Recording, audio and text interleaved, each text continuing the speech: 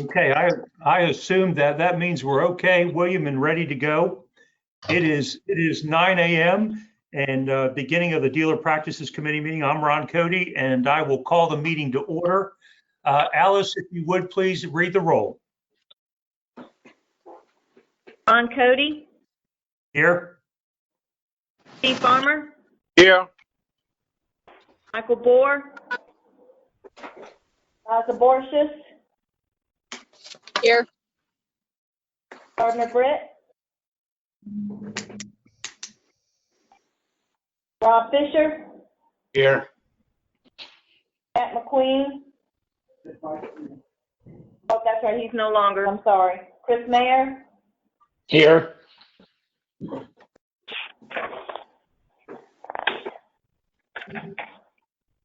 Mark Riblett. Here. Senior Sagafi.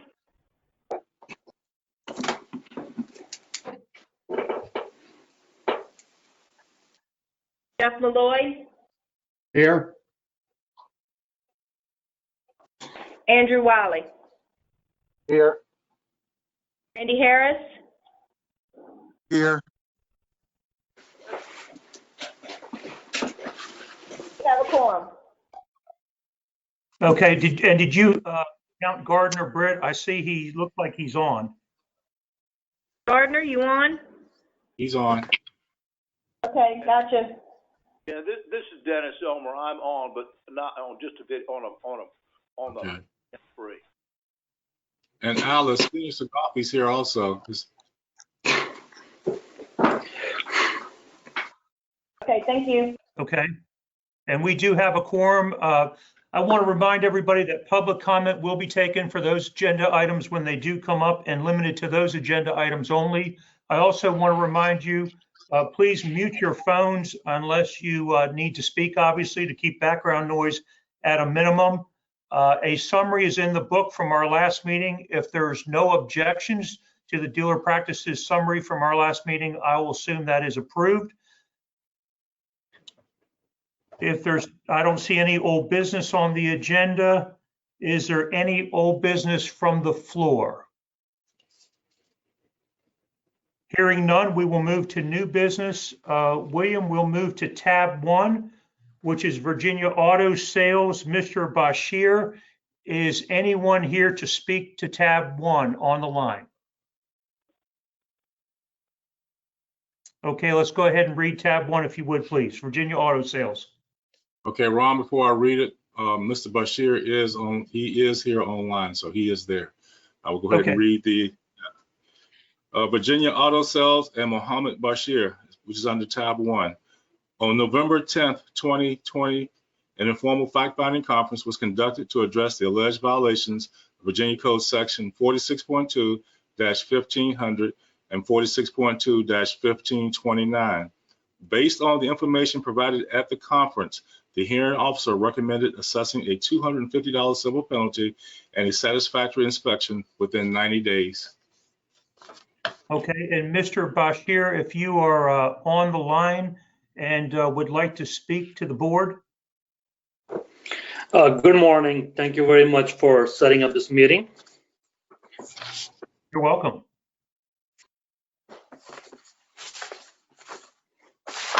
Did you want to make any comments to the board in reference to your case? Yes.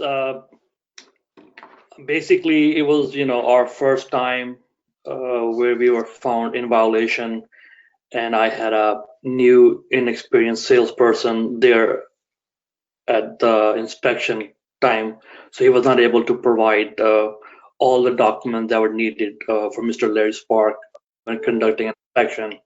But we definitely will make sure somebody will be there in order to provide everything that's needed for dealer board inspection in the future. Okay. And what's before us right now is a $250 civil penalty, and the penalty that you're being charged for is $1529, which is just the availability of dealer records. And it looks like through the hearing process, everything went well and you represented yourself well. Are there any questions for Mr. Bashir?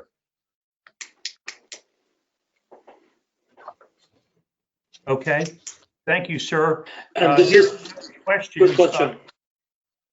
Excuse me? Basically, this is for the dealer record, right? For the inspection of one vehicle. It's just for dealer records in general, $15.29, $250. I think originally the fine was maybe close to $1,000, and you met with the hearing officer and it was reduced to $250. Okay. Okay. Any other questions for Mr. Bashir? So in front of us, the hearing officer's recommendation is a $250 civil penalty and a satisfactory inspection within 90 days. Comments from the committee? Hearing no comments, can I get a motion? I'll make a motion. We accept the hearing officer's recommendation. I'll second. Okay, Chris, Mayor, motion to accept the hearing officer's recommendation of a $250 civil penalty, satisfactory inspection within 90 days, and Rob Fisher seconds that motion. Alice, if we can go ahead and take a vote, please. Okay, Ron Cody, Yes.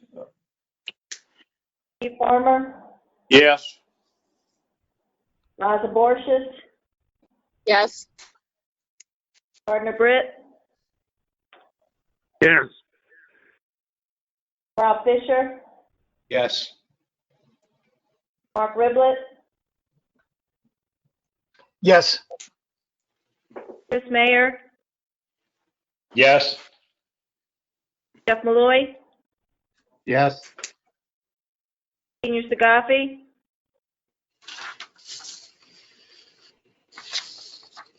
Senior,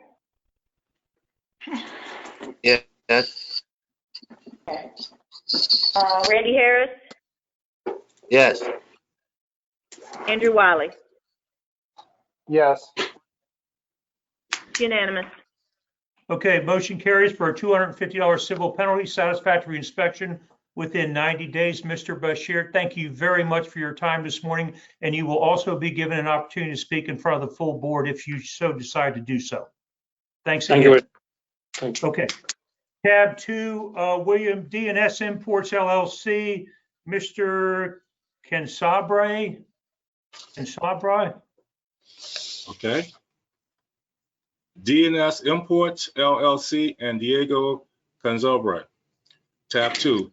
On November 17th, 2020, an informal fact-finding conference was conducted to address the alleged violations of Virginia Code Sections 46.2-1510, 46.2-1529, 46.2-1547, 46.2-1548, and 46.2-1575, number 2. Based on a satisfactory inspection within 60 days and revocation of all licenses if any non-compliance is found during the inspection. That is, the hearing officer recommended a satisfactory inspection within 60 days and revocation of all licenses if any non-compliance is found during the inspection. Okay, and I see Mr. Gonzabre is on the line. Mr. Gonzabre, would you like to speak to your case, please?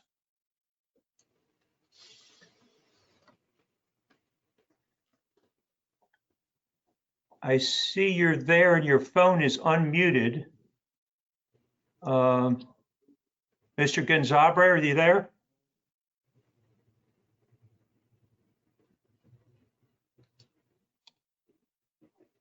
Okay, William, I'm not sure.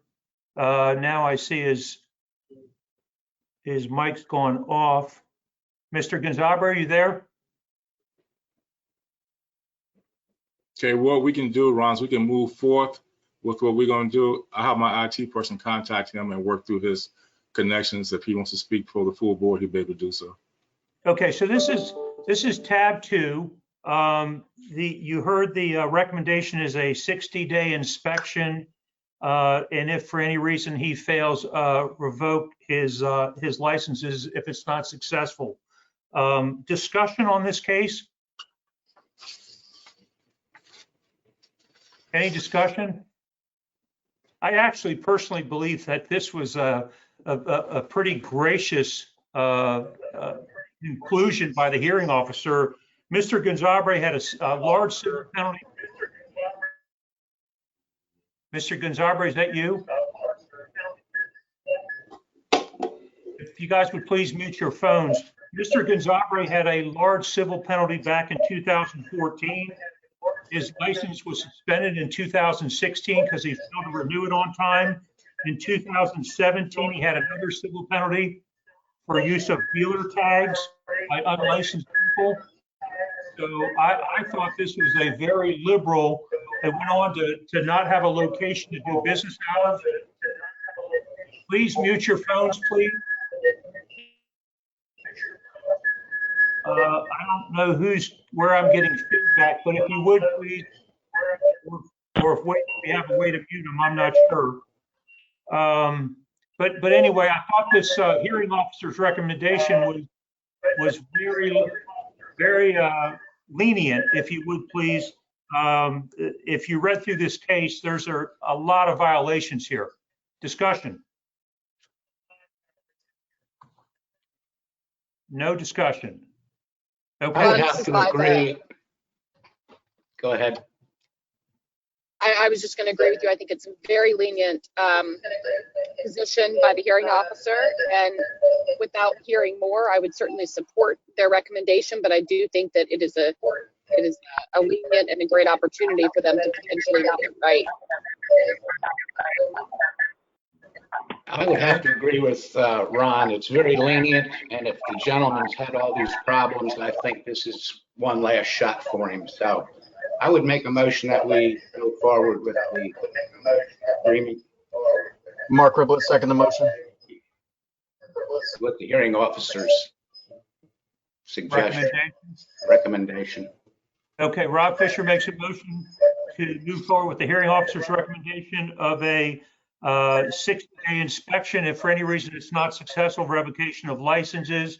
And interesting enough, there is no civil penalty attached to this. And this gentleman has been asked and did successfully complete dealer operator training once before. So it's just a 60-day inspection and revocation if it's not successful. Is there a second to Mr. Fisher's motion? Second the motion.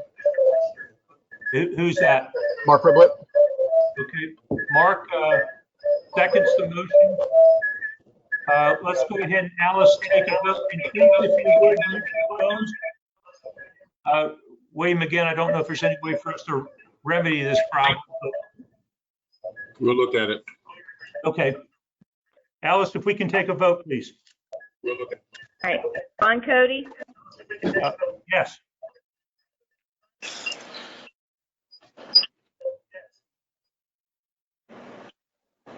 Alice, you there? Alice?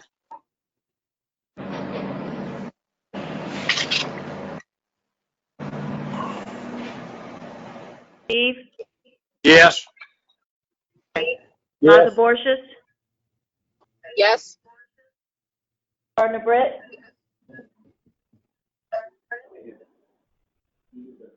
Gardner Britt, Rob Fisher, Yes. Gardner, are you there? Mark Riblet, Yes. Chris Mayer,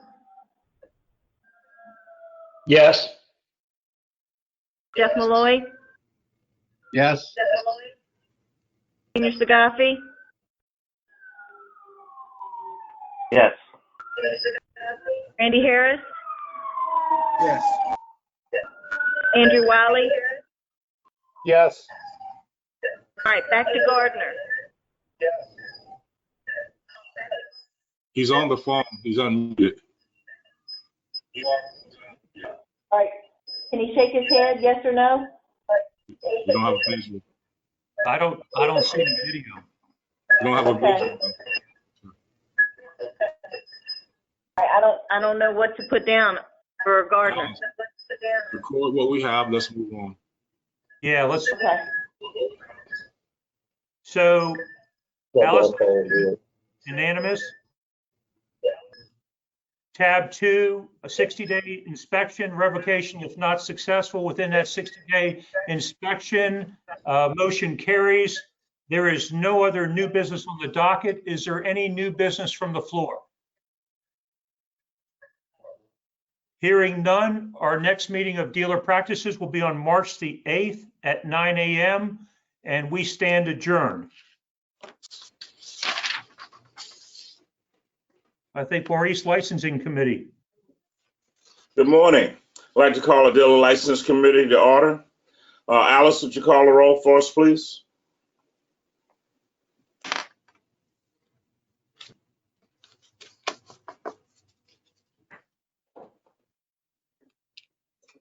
Alice, can y'all hear me? We can hear you. Okay.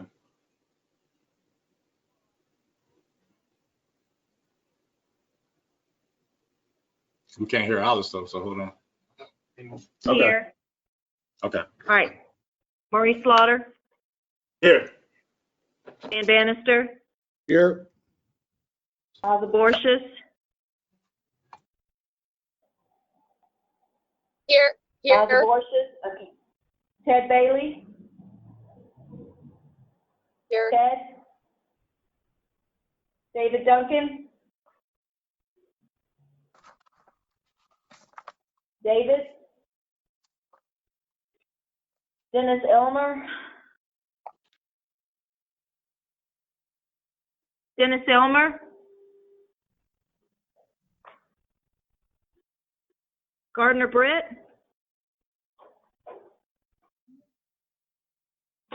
Rob Fisher. Rob Fisher. Here. Randy Harris. Here. Senior Sagaffi.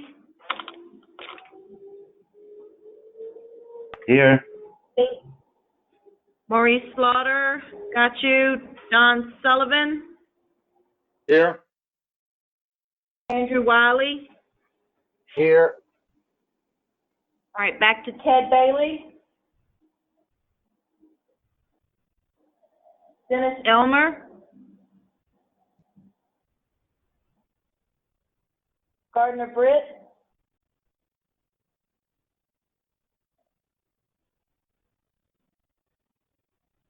Okay, all right, it looks to be a quorum, but I didn't get a response from Dennis Elmer, Ted Bailey, or Gardner Britt. Great. All right, all those that's on the agenda, you will be given an opportunity to speak today when your item comes up. Are there any comments, public comments from the floor at this time? With no public comments, I have no old business on the dock. Is there any old business from the floor?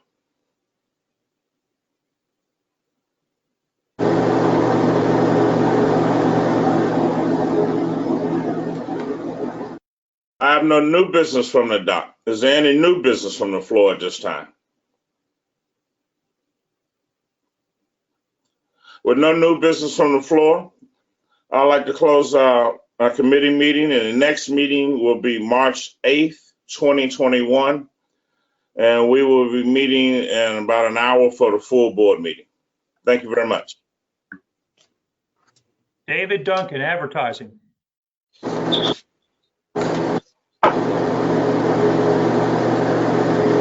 Somebody can hear me? Yes, who's speaking? My name is Sebastian from DNS Import. I just finally hear you guys talking, but I don't know if I missed something. Ron, that's Mr. Cardozo. Yeah, so I think, William, probably the best thing to do is just give him an opportunity to speak in the full board meeting. So, sir, you'll be given an opportunity to speak when we get together in the full board meeting, which will occur probably within the hour. And your case will come up again. So if you can just mute your phone and hang on, we will get back around to you. Okay, all right, sounds good. Thank you, sir. Thank you. David, you there? Yeah. David Duncan, we cannot hear you.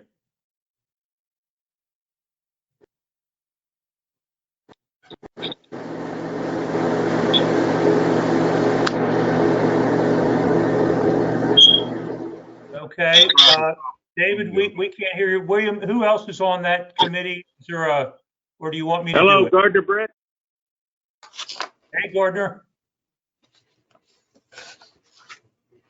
Yeah, I got my phone working. Okay, great. Great. Just hang on. I cannot hear David. Okay, that vice chair would be, let's see, Ted Bailey. and Ted Bailey's not available either, it looks like. It's lucky me.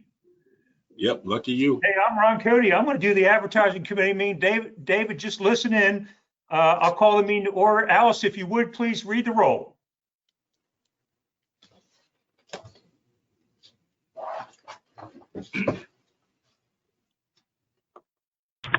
Okay. Alice, David okay. David Duncan. He thumbs up. Okay. Dan Bannister. Here. Liza Borges. Here. Dennis Elmer.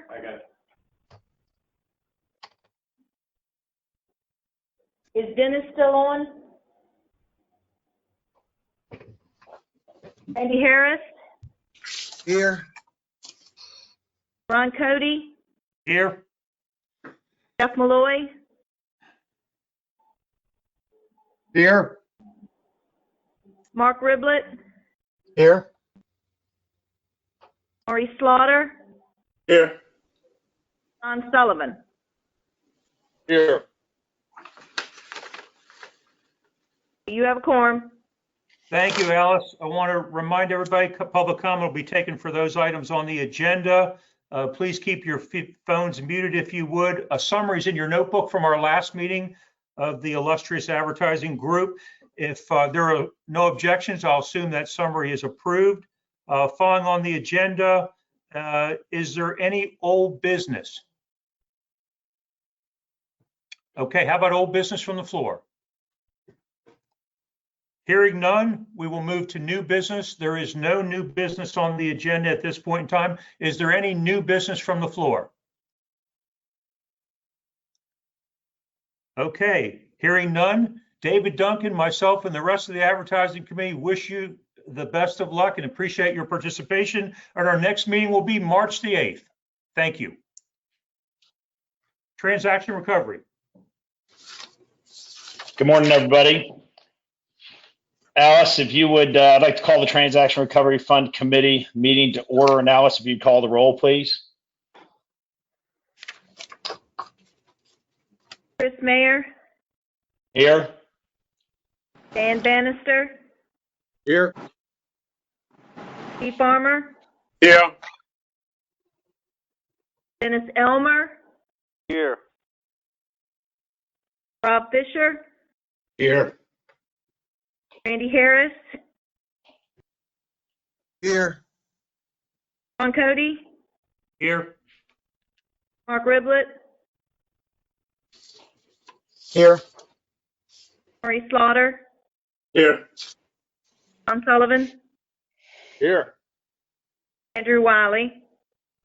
Here. Okay. You have a quorum. Thank you, Alice. Under public comment, anybody who's listed on the agenda will have an opportunity to speak when their item comes up. Those topics will be limited to those items there.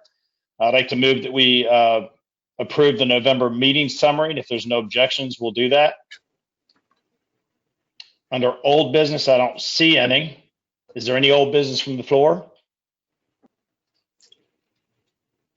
Under new business, we have 2 claims against the fund, and we'll start that, I believe, with the tab number 3, William. Okay, and just hold on for a second, make sure something.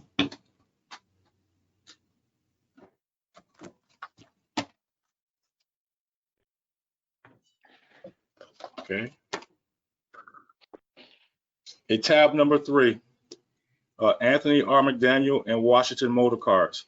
On December 29th, 2020, An informal fact-finding conference was conducted to address the alleged violations of Virginia Code Section 46.2-1527.3 against Washington Motor Cars. Based on the information provided at the conference, the hearing officer recommended denial of payment to Anthony R. McDaniel in the amount of $22,162.54 from the recovery fund. Okay, thank you, William. Is there anybody here to speak to this case? Yes, I am Attorney Colin Smith, counsel for Mr. McDaniel. I can barely hear you, sir. Can you turn your volume up a little bit or speak louder into the microphone? Yes, Colin Smith here. We're getting about maybe a 1 out of 10 volume. It's hard to hear you, sir. Okay, let me. Yeah. What I can do here. Yeah, your mic is showing on, we just can't hear you. You have a volume control on what you're speaking on? Let me pull this closer. Is that better? It's a whole lot better. Sounds like you're in the other room the first time. Okay, thank you. Yeah. All right. Welcome, sir. And this is Thank tab you very much. 4. Just clarification, are we on tab 4 or tab 3? 3. Tab 3. Okay, I thought Anthony McDaniel was tab 4. Okay. Let me clarify that 1 second here. Anthony McDaniel and Washington Motor Cars is tab 4. Tab 3 is Jonas Ibul and Arlette Ngui versus Carline. So currently we have tab 3, William, or tab 4? Which one did you just speak on? Let's go with it, but in my book it's showing tab 3, but that's obviously a mistake. So right now we have actually tab 4 on the call, Anthony McDaniel versus Washington Motor Cars. And sir, would you identify yourself and then we'll hear from you? Yes, my name is Attorney Colin Smith, and I am counsel for Mr. McDaniel.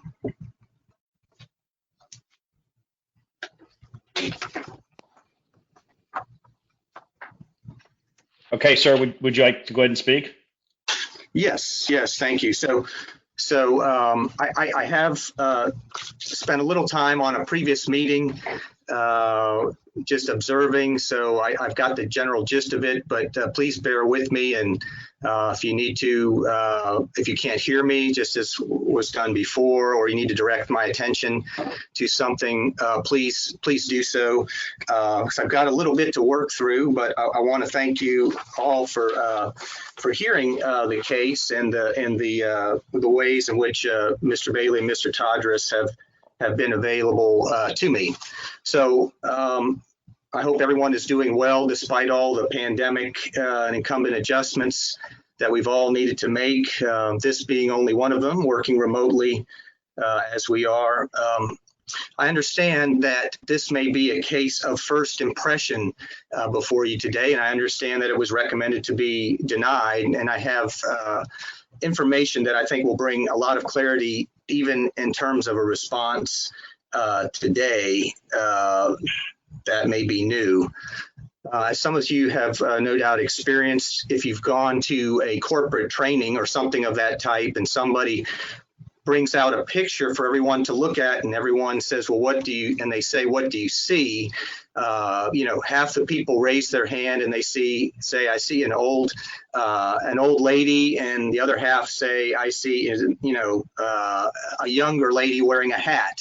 So if anybody's familiar with that exercise, that's a little bit like our statute this morning. So I'd ask that respectfully that everyone look at this statute with fresh eyes as much as possible, given that you spent a lot of time with it. So I want to look at the words that are actually right there in the statute, no more, no less, and the words that are actually not there.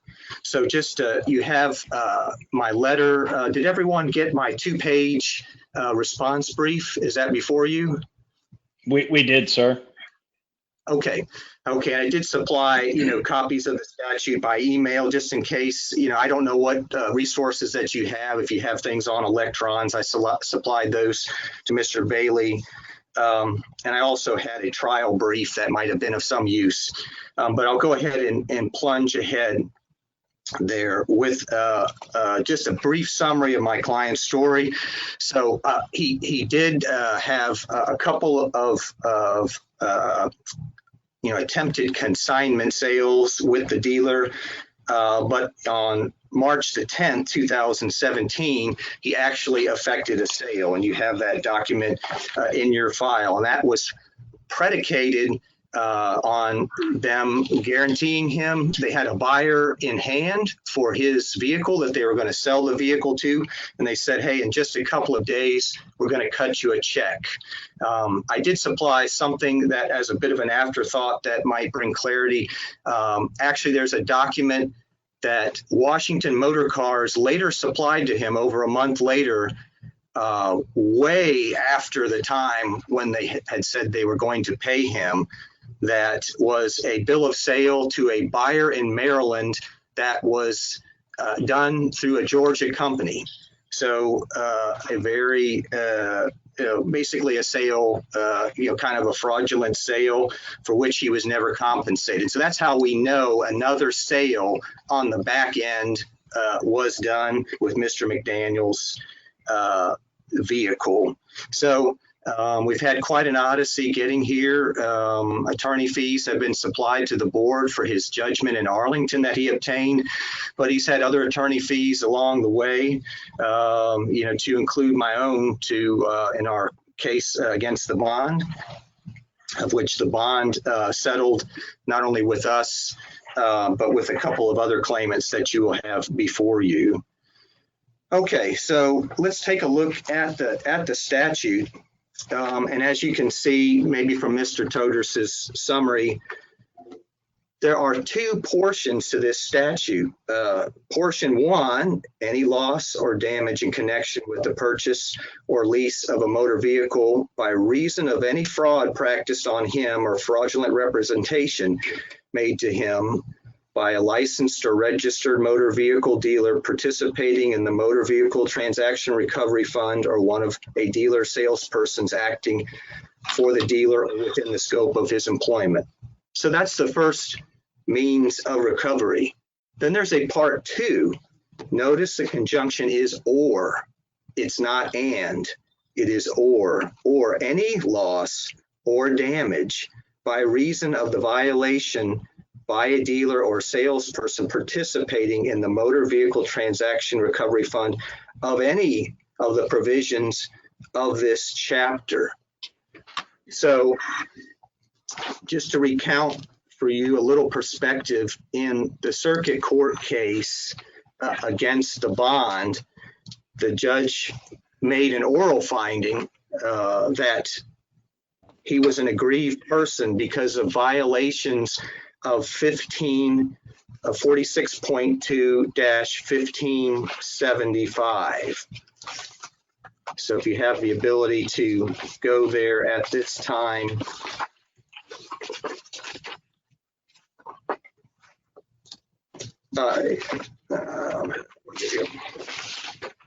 You see there's many items beneath that portion 46.2-1575.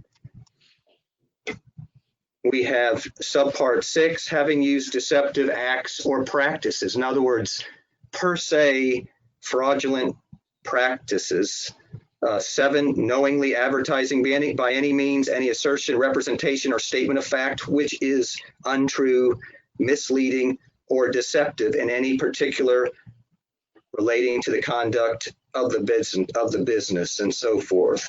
8, having been convicted of any fraudulent act in connection with the business of selling vehicles or any consumer-related fraud. So that second means of recovery, what I referred to as prong 2, just for simplicity, connects any violation of the chapter, and these are the relevant grounds for which somebody could recover. And you can see, if you think about it, how somebody could be experienced loss or damage by the things at least that I read, or by relying on representations of a dealer, like, are you, it might be a rare consumer, but they might ask, are you licensed? Are you bonded if I buy my car from you? And if the dealer represents that they are, and something goes terribly wrong, that consumer is going to take a very large loss. And the legislature, I believe, meant for a consumer to recover. You go back to the case law, going all the way back, the court states that this is a consumer protection statute. Now, that might not be revolutionary to anyone in the meeting here, but I think it bears repeating. So one of Mr. Todders's concerns was that, and I'm just going to address it straightforwardly, is that we have no clear finding of fraud in this case. How can we compensate Mr. McDaniel when there's no clear finding of fraud by the court? And my response is, we actually have fraud. It's the default judgment, rule. Okay, and the Virginia rules of the Supreme Court. If you look at my mini brief for just a moment.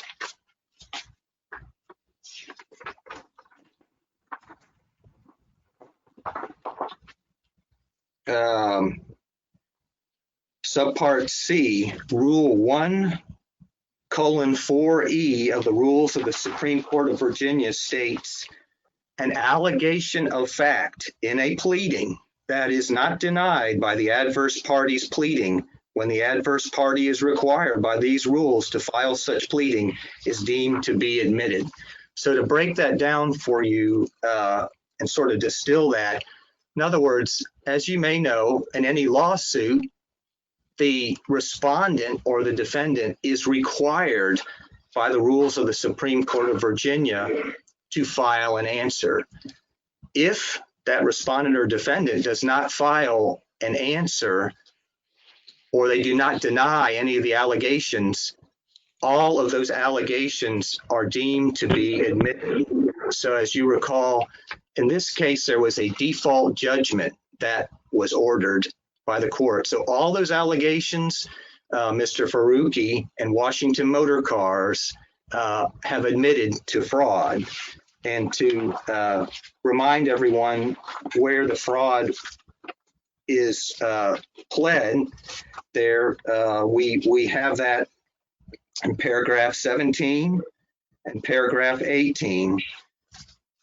The actions described above are fraudulent acts or practices, in other words, causing him to rely to his detriment on the idea that they have a buyer in hand for his car so he can sell his car. He executed a bill of sale, which is different from the consignment documents previously. I don't even think that makes that much difference, but it was a sale.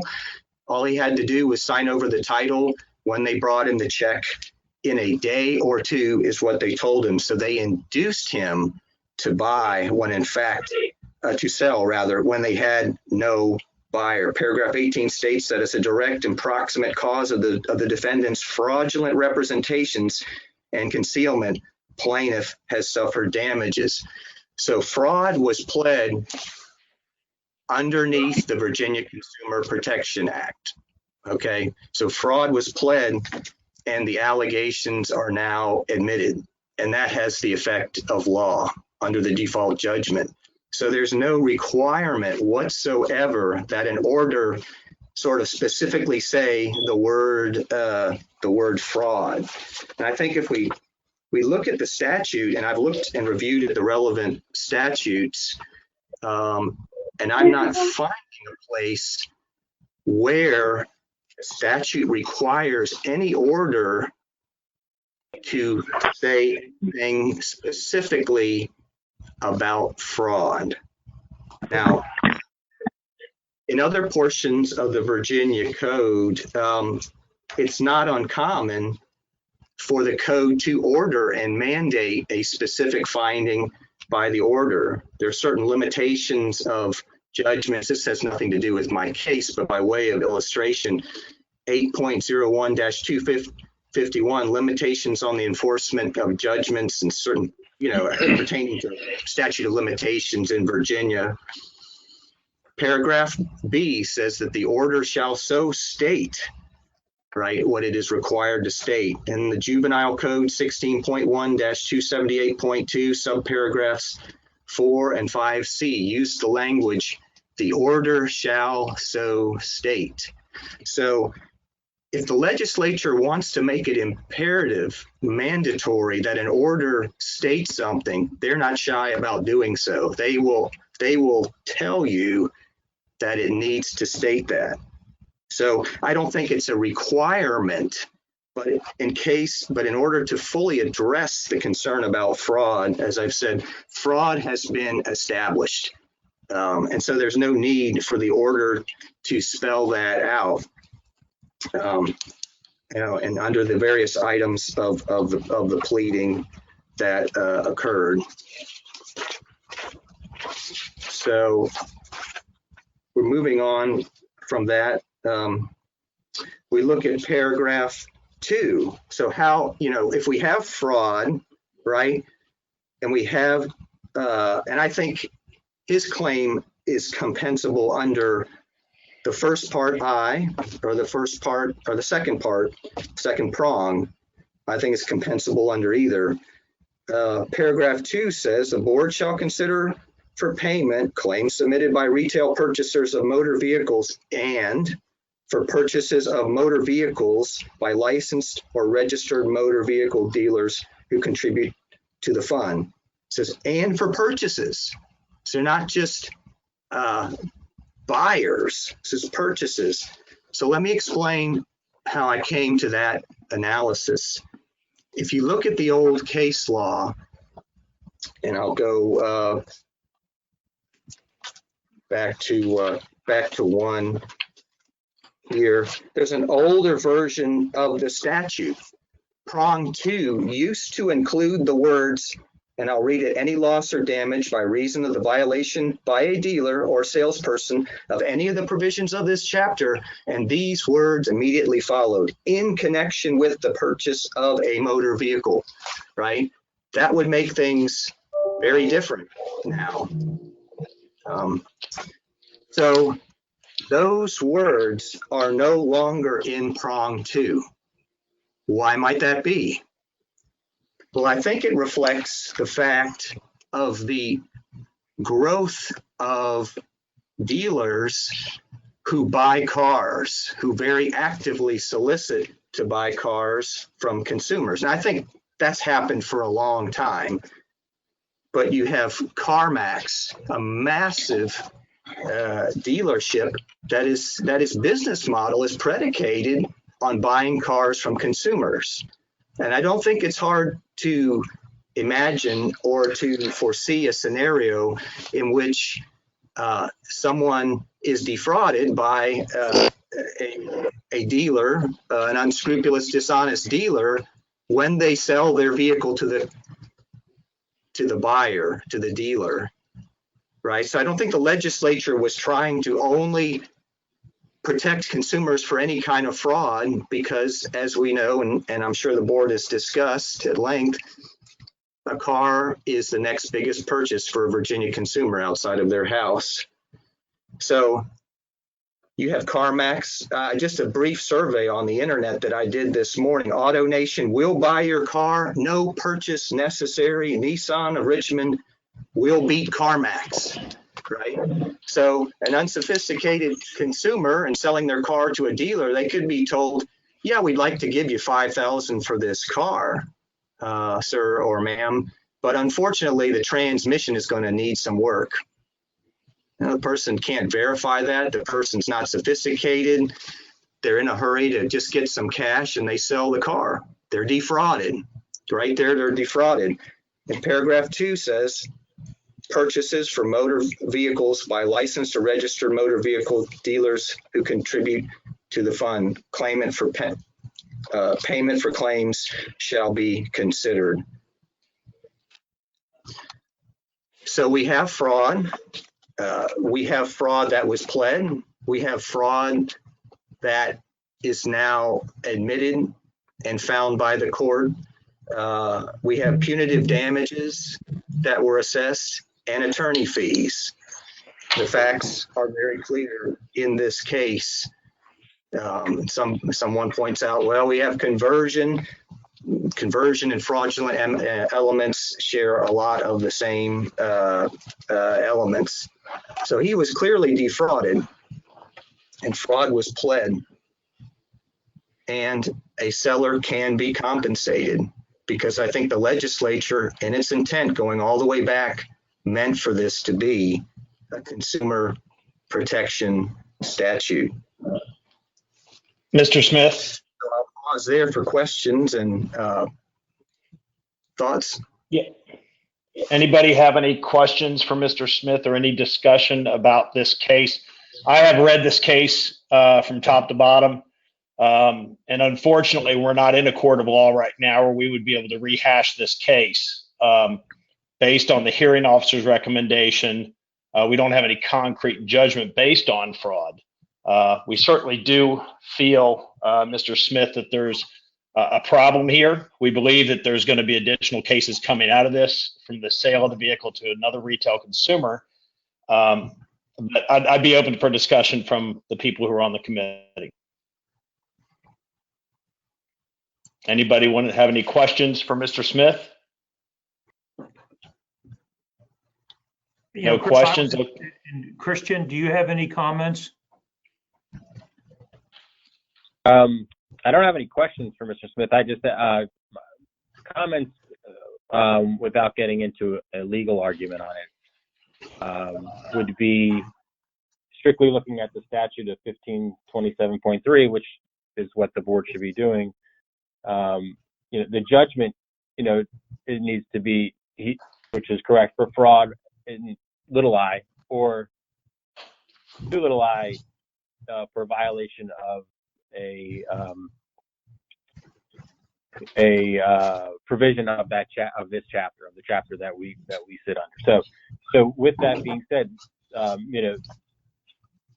there also is no judgment, and I understand the interpretation that's trying to be made here, but there is no judgment for a violation of a provision of the statute either, that I see from the complaint. So I just take that into mind when there was some argument as to other avenues other than fraud. That there are for violations of the statute, but again, the statute starts out by saying the person is awarded a final judgment in a court of competent jurisdiction in the Commonwealth for, and then it's either one of those two. So we need to have basis from the court on that, and I don't, that's for the board to determine, obviously, but that's just my 2 cents on that piece of it, other avenue that is being sought here. I will say that the things that came in later on this case just recently that we're all looking at, I'm hoping everybody had time to review what was sent in as well, and just to take that into to take it fully into consideration. And I'm open, if anyone has questions, if anyone on the board has questions for me, that's fine too. If there's something specific you're looking for, surely ask as well. Does anybody have any questions on the committee for Christian? Okay, none being said. Any further discussion? Can I get a motion? Before we vote, sir, may I just provide, I don't want to be out of order, but I just would like permission to make a final response. If it's quick and short, no problem, Colin, go ahead. Okay, thank you, sir. So remember what I said, fraud is found because it's already been pleaded, it's already been found. That's a finding that has the force of law for a default judgment. So nothing in the statute, remember I read you those statutes that says, and the order shall so state. Nothing in this statute says the order needs to spell out, you know, exactly by reason. I'm sure you get orders that say that out of an abundance of caution. I got the order I got because, you know, I'm a follow-on attorney, and I'm not sure why it was so spare. But you got attorney fees and you got punitive damages. You really can't get both of those unless there's been a severe and fraudulent misconduct. Those are just, and I'm trying to make that as basic as I can. So it's not like the court found because of something else. I mean, he had loss and he had damage on those bases because it was a misleading statement, right? And we have that factual understanding because we know the car was sold to somebody else and he never got paid. That's not a fact that's in dispute. That's something that you yourselves can ascertain from the facts of the case. And so we can't really say, well, you know, there was no fraud, because fraud by operation of law has been found in a default judgment like this. If it had been argued, if it had been denied and something else had been found, like the court made a narrow finding of damages, maybe that would be a discussion. So I think at least under prong 2, and it's clear that in selling a vehicle that he can be compensated too. I understand it seems like maybe a little uncomfortable, maybe breaking new ground, but citing the examples I did of large dealers, small dealers buying cars from consumers, it's not hard to imagine fraud taking place. I don't think the legislature wanted to carve out exceptions for where dealers could be let off the hook for committing fraud under other transactions. The legislature wanted to protect consumers. That's Mr. it. Smith, I've been chairman of the Transaction Recovery Fund for years, and there's been many cases that have come forward that I agree 100% that the dealer was criminal in what they did, and the attorneys who come to us and ask us to reimburse defrauded consumers know the lingo and the language. And the lingo and the language, from my understanding, is always fraud. And once we see a judgment for fraud, we're all like, hey, hands in the air, pay the consumer, let's move on to the next case. Whenever there's a case where there is no fraud, we're sitting back saying, didn't the guy know what the rules were? So I'm wondering, and I'm not trying to relitigate this with you again either, but just quick and a question is, if you knew that fraud was the number that we, or the word that we needed, why didn't you bring forward a case with fraud attached to the judgment? Why didn't I bring forward a case? Yeah. That's my question to you, because it would make it easy for us to pay this consumer who appears to be defrauded by a dealer if you had the judge in the final paperwork put fraud in there. Sure. Thank you for that question. And the board may not know, maybe I should have clearly stated, that was another attorney, Thomas Breeden. So I'm actually his third attorney. He originally We're very familiar with Mr. Breeden. Mr. Breeden's been making claims against this fund since I've been on the board for many years. And he knows, and he knows the roadmap to go down to get paid, and he doesn't miss a beat when he comes down to get paid from us. He knows exactly what to do and how to do it. So I've never met you before. It sounds like you've got a situation where a dealer definitely defrauded a consumer. But I want you to know that, you know, being the chairman of the Transaction Recovery Fund, I know that the word fraud has to be in there because it's not our money to give away. It goes through the General Assembly, and we're mandated by them under law that it's got to say fraud. And you know, if you don't agree with that, then you would have to take that up with further and other case, maybe in court or maybe with the assembly. But we're limited on what we can do based on the word fraud in the judgment. Well, and I understand the sort of the gravity of the decision-making process. But I think that what I have said is that fraud has been found, and it just, I mean, maybe it's a new way of sort of looking at this, but I mean, we have fraud because it's a default judgment. It's already been a party admission. And there's nothing here that says the order shall so state. And under prong 2, I would like to add respectfully, any loss or damage by reason of the violation. There's no word fraud under prong 2. So I'm speaking about fraud to give the board another basis, because I believe I have it. It's not creative thinking. I have it because it's already established in the case by a default judgment, because fraud was pled under the Virginia Consumer Protection Statute. Fraudulent practices was the verbiage that he used. So under prong 2, there is no word. I mean, I'm just being very perfunctory here, but I don't see fraud under prong 2.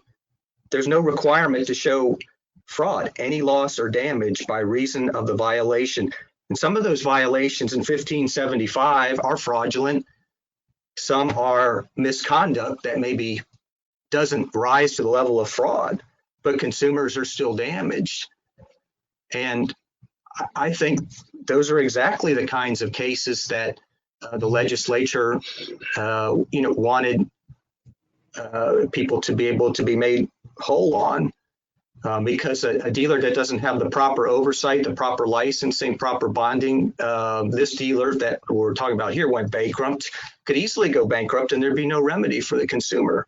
So under prong 2, there's no fraud required. And there's no place in this order has to. I'm going to try to wrap it up a little bit, Mr. Smith, and I appreciate the information you've shared with us.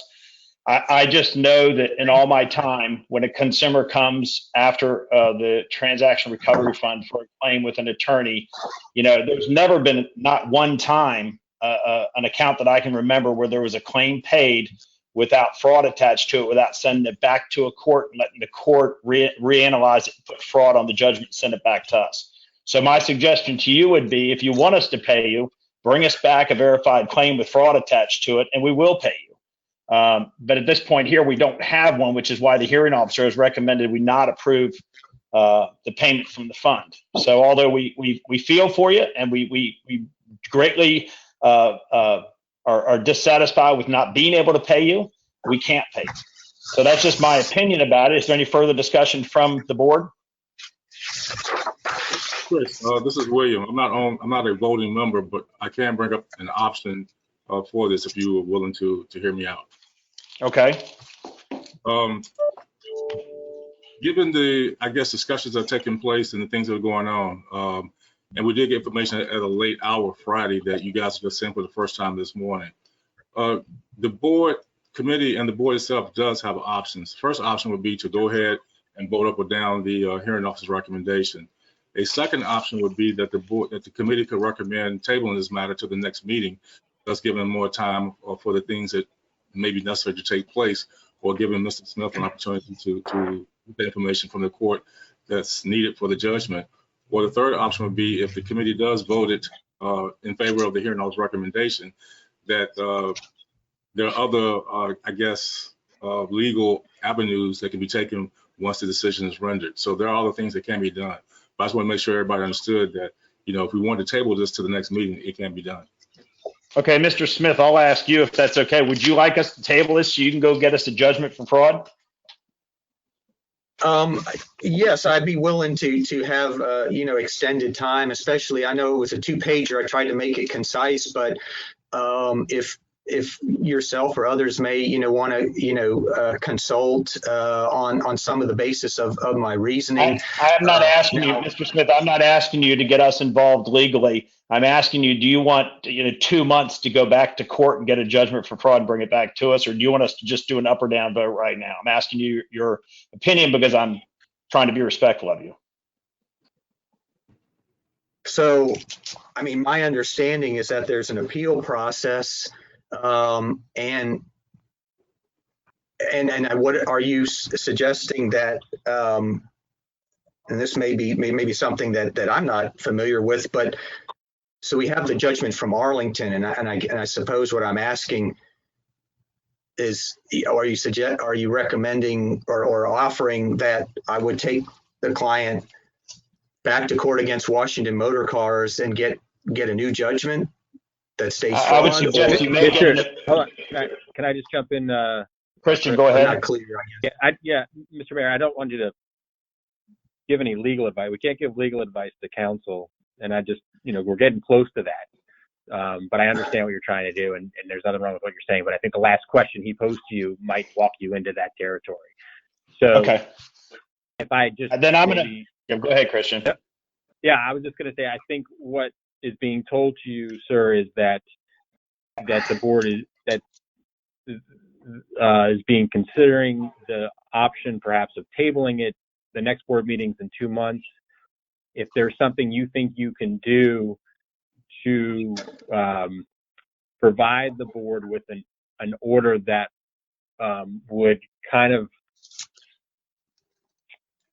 address the issues that we've addressed today regarding the language of an order, in regards to what we're saying the statute requires us, then so be it. That time can be provided for tabling it. I don't think that we're saying that we're going to table it so that we can do any legal, obligations to you further.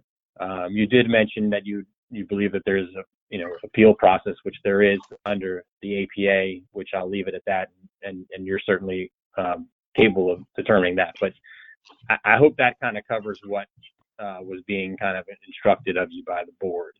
And if there's more, Chris, please let me know. All right. Thank you, Christian. Yes. Okay. Yeah. Thanks for the clarification, Council. We'll accept that. So Can it I would be. say something, Chris? I'm sorry. Except which, what? Chris Gardner, Brent, Yeah, Gardner, go ahead. You've spent a lot of time on this case. I think we should not table it. There's an appeals process. We've all been listening to this for a long time. Second time it's been to the board. Let's vote it up or down. And if he wants to do something, or if he gets 60-day, 90-day appeal anyway. So that kind of is automatic if he wants to continue it. I don't think it's our job to tell him how to get money from us.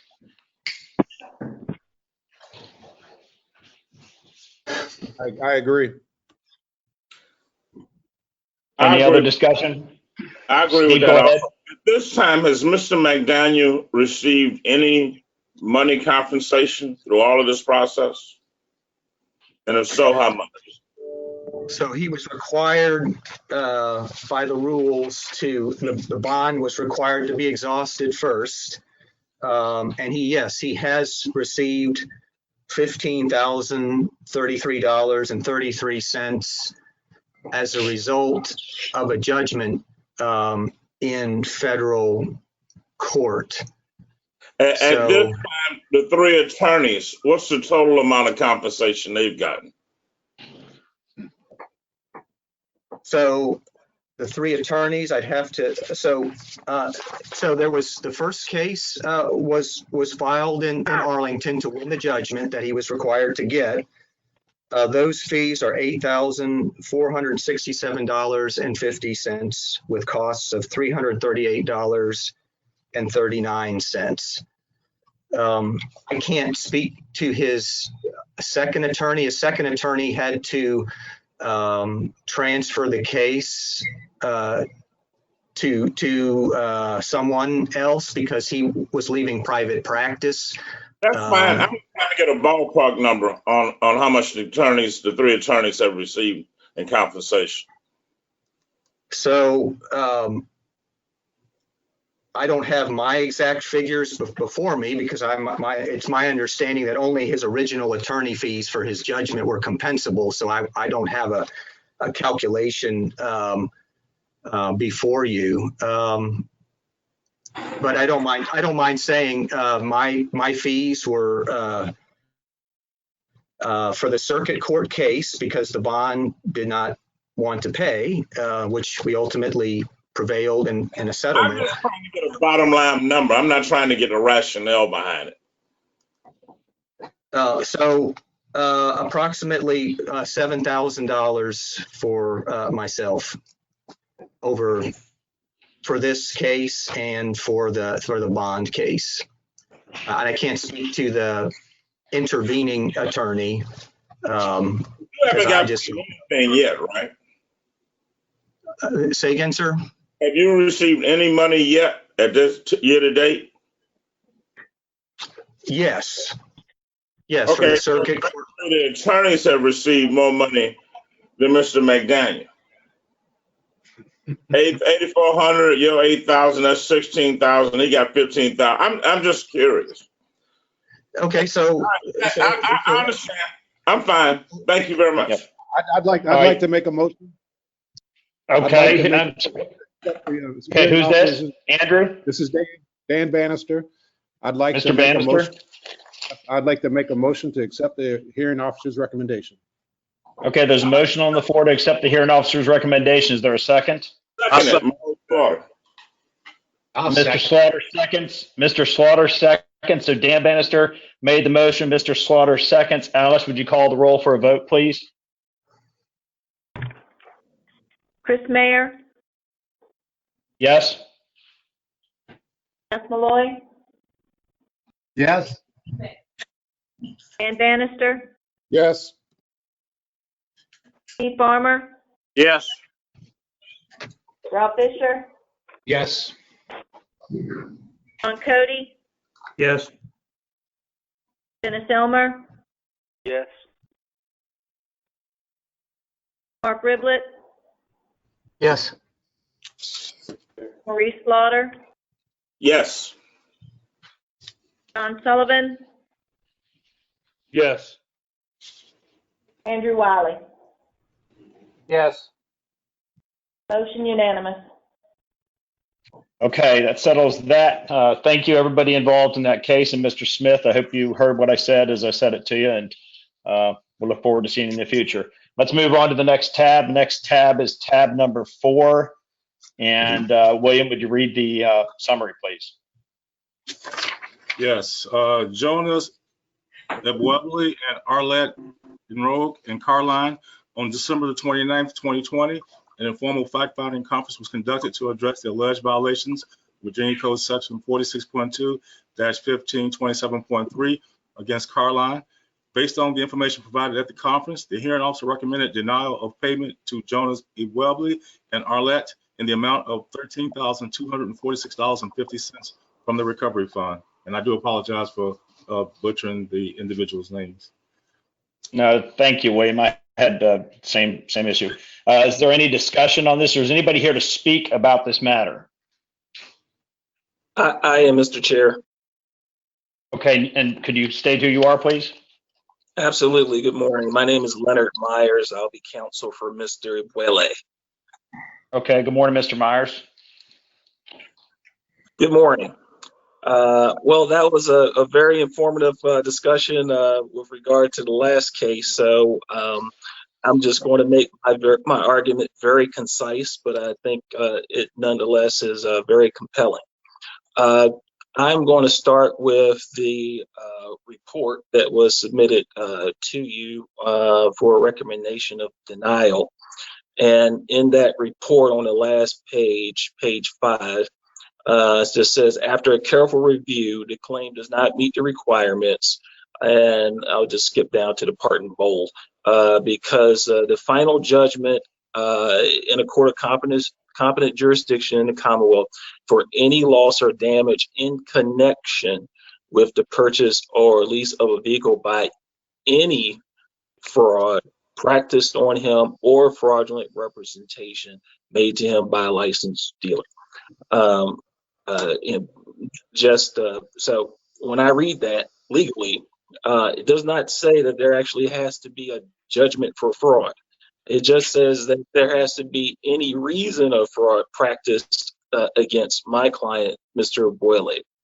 In this situation, where it says fraudulent representation, that's exactly what happened to my client. If you review the bill of particulars, my client essentially purchased one vehicle. The vehicle turned out to be needed significant repairs. Only had it for a short while, maybe a day, and so the dealer said, "Okay, well, let's cancel the sale."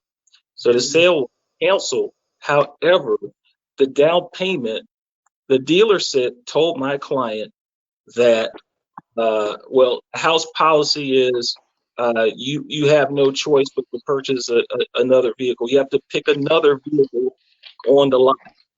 Now, my client had no reason to know that if that was true or false, but for the fact that the dealer also failed to give my client a buyer's order. And in the buyer's order, it clearly says on the back in all capital letters, if the sale is canceled, any down payment or trade-in you gave the dealer will be returned to you. And it goes on to further say the dealer may be liable to you under the Virginia Consumer Protection Act. Well, my client had no idea that information was in the buyer's order because the dealer didn't give him a buyer's order. Why didn't he give him a buyer's order? I can only conclude that he didn't do so because he wanted to make sure that the fraudulent misrepresentation he made on my client would stand long enough for the dealer to complete another sale with my client. And so when my client bought that vehicle, when he was ready to just take his down payment and walk away and go somewhere else, he ended up buying another car from this dealer, again, because his down payment was being held hostage, and he incurred a number of significant repair bills as a result of having to buy this vehicle, including a number of trips to the dealership, which were significant because my client lives in Maryland. Nevertheless, you do see that that the General District Court suit, one of the counts alleged was the Virginia Consumer Protection Act, and more specifically in the Bill of Particulars, you'll see that we specifically sued under paragraph A14, and you'll see that on page 3 of the Bill of Particulars, where it says, using any other deception, fraud, false pretense, false or misrepresentation made in a consumer transaction. And of course, as you know, we were able to get judgment in the General District Court on that count. Now, the report that you have from the dealer board made an interesting conclusion that there was no legal duty to provide a buyer's order. I'm not sure where that was coming from, because 46.2-1530 of the Code of Virginia, which specifically concerns buyer's orders, says that they should be made available to a prospective buyer during the negotiation phase of sale or prior to any sales agreement, and of course after the sales agreement. So that was a violation as well. So that's important, because the dealer had a duty to turn that buyer's order over to the client, and had he done so, the client would have been in a position to know better than what he was told by that dealer in order to keep the business of my client. So, so is there an actual conviction judgment for fraud? I would say yes, because that is indicative, again, of the Consumer Protection Act, Section A14, where it clearly states that that judgment under the Consumer Protection Act can be had for any sort of fraudulent conduct or misrepresentation made by the seller to the consumer. You also know that the judgment made on the Consumer Protection Act as well, because attorney's fees are available to the court to award in situations like this, and the court did so. So that's my case in a nutshell, and I will entertain any questions if you have any. Thank you for your time. Thank you, Mr. Myers. Is there any questions for Mr. Myers from any of the board committee members? Yes. The judgment award from the judge is $13,246, correct? Yes. Good morning. Yes, sir. And for the person that was damaged, they basically gave her $5,900. Well, they awarded a judgment. I'm trying to collect them. Judgment. And they awarded attorney fees of basically 73. So basically, the attorney fees was 124% of what the person that got damaged, correct? That is correct, and that's exactly why we had the Virginia Consumer Protection Act. Because what will happen before is that plaintiff. You answered my question. That's all I needed. I was just trying to get the right numbers. I have not been paid in this case. I take these cases on to help consumers, to give them an avenue to get into court where they would not normally have it, because in many attorneys the fees are required up front. And so I didn't say you got paid. I said it was a judgment. I understood that. Yes, sir. Yeah, it takes time to put these cases together and bring them to trial. Yes, sir. Thank you, Mr. Myers. Is there any other discussion or questions for Mr. Myers? Okay, can I hear a motion? Can I ask a question? Yes, sir. Who's this? This is Mark Riblett. Just wanted to see if Mr. Parrish had the same supporting recommendation for the staff recommendation in this case as he did last time. I mean, I think Christian's been clear about what his position on this is and what ours should be.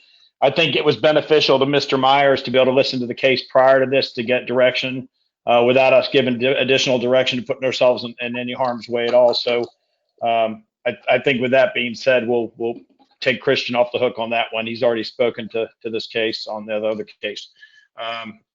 Any further discussion, or can I get a motion?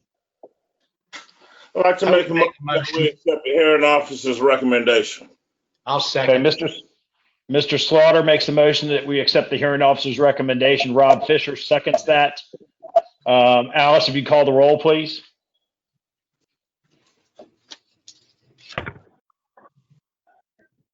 Chris Mayer, Yes. Jeff Malloy, Yes. Dan Bannister, Yes. Steve Farmer, Yes. Dennis Elmer, Yes. Rob Fisher, Yes. Ron Cody, Yes. Mark Riblett, Yes. Maurice Slaughter, Yes. Ron Sullivan, Yes. Andrew Wiley. Yes. Motion's unanimous. Okay, motion carries. Is there any new business from the floor? None being heard. Our next meeting will be March 8th, 2021 at 9 a.m. Thank you, Ron. Thanks, Chris. William, 10 minutes and we can reconvene at 10:30? That's fine. Okay, let's go ahead and reconvene at 10:30 for the full board meeting. Thank you.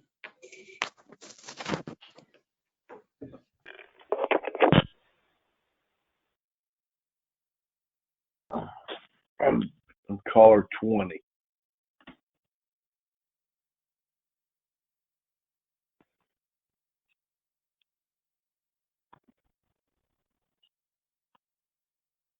By the way, I think I'm caller 20.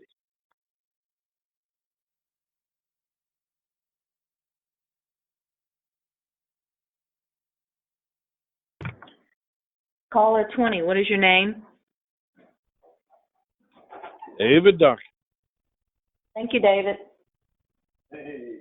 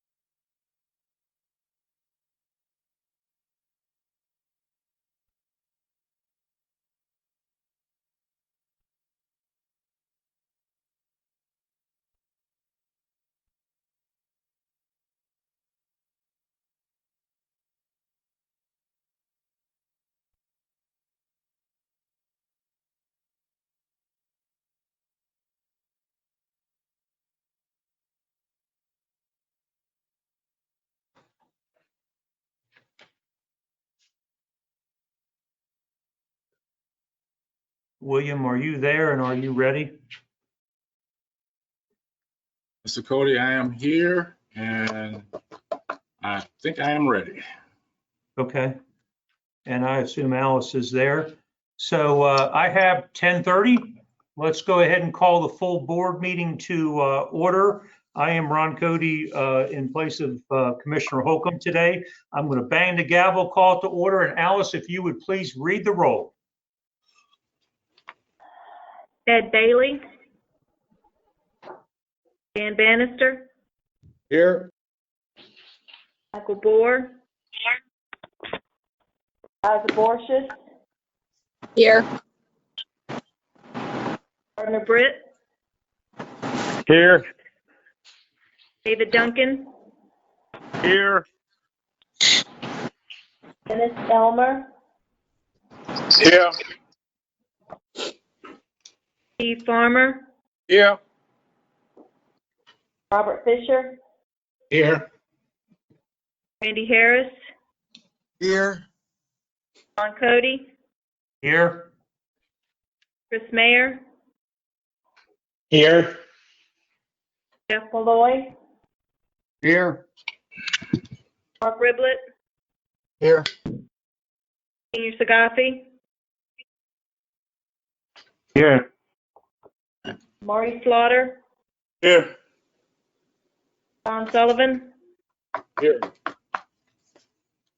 Rick Holcomb. Andrew Wiley. Here. All right, the quorum.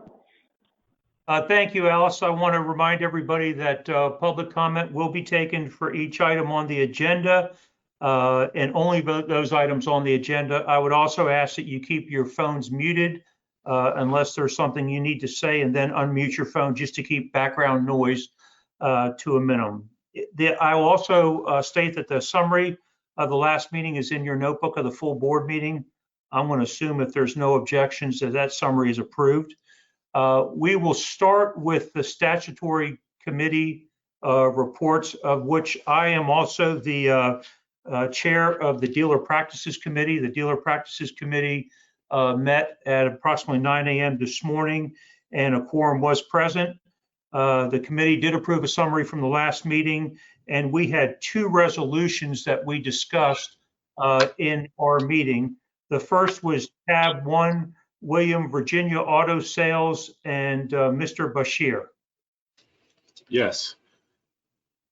Okay, if you could read that resolution. Will do. Thank you, Ron. Virginia Auto Sales and Mohammed Bashir. Whereas the board has reviewed and considered the facts and evidence in the report of an informal fact-finding conference as prepared by the hearing officer concerning Virginia Auto Sales and Mohammed Bashir for alleged violations of Virginia Code Section 46.2-1500 and 46.2-1529. And whereas based on due consideration, the board believes that the following action should be taken against Virginia Auto Sales and Mohammed Bashir. 1, assess a civil penalty of $250. 2, Virginia Auto Sales dealership shall be inspected by Motor Vehicle Dealer Board field representative by April 11th, 2021, and that inspection shall be satisfactory. And now therefore be it resolved that the board mandates that Mohammed Bashir hereby be assessed a civil penalty of $250, and the Virginia Auto Sales dealership shall satisfactorily pass an inspection conducted by a Motor Vehicle Dealer Board field representative on or before April 11th, 2021. Therefore, be it further resolved by the board that failure to comply with the board's mandate by the required dates will result in the suspension of all licenses, certificates issued by the board until such time the Virginia Auto Sales dealership and Mohammed Bashir successfully complies with the board's mandates. And that is in fact our resolution. And can I get a second to that resolution? Second. Chris Mayer is second to the resolution. Mr. Bashir, are you still on the line, and would you like to add any other comments? Mr. Bashir?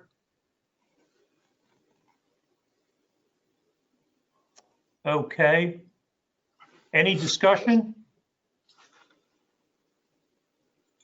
Hearing no discussion, Alice, we're going to go ahead and take a vote. Dan Bannister, Yes. Liza Borges, Yes. Gardner Britt, Yes. David Duncan, Yes.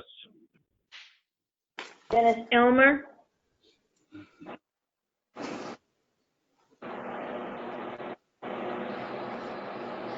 Dennis, you there? Steve Farmer, Yes.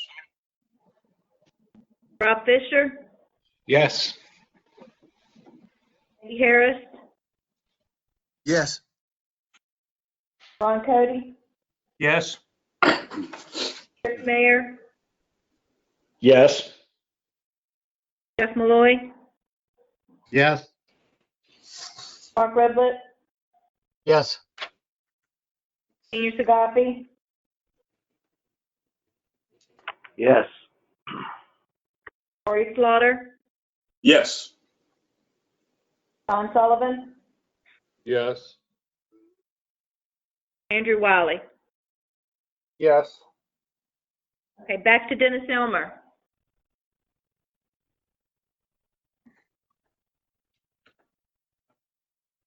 Okay. Okay, it passed. Thank you, Al. So resolution passes for tab 1.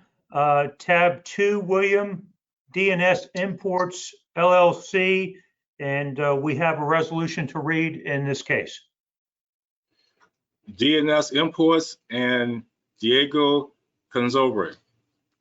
Whereas the board has reviewed and considered the facts and evidence in the report of an informal fact-finding conference as prepared by the hearing officer concerning DNS Imports and Diego Canzobre for alleged violations of Virginia Code sections 46.2-1510, 46.2-1529, 46.2-1547, 46.2-1548, and 46.2-1575, number 2.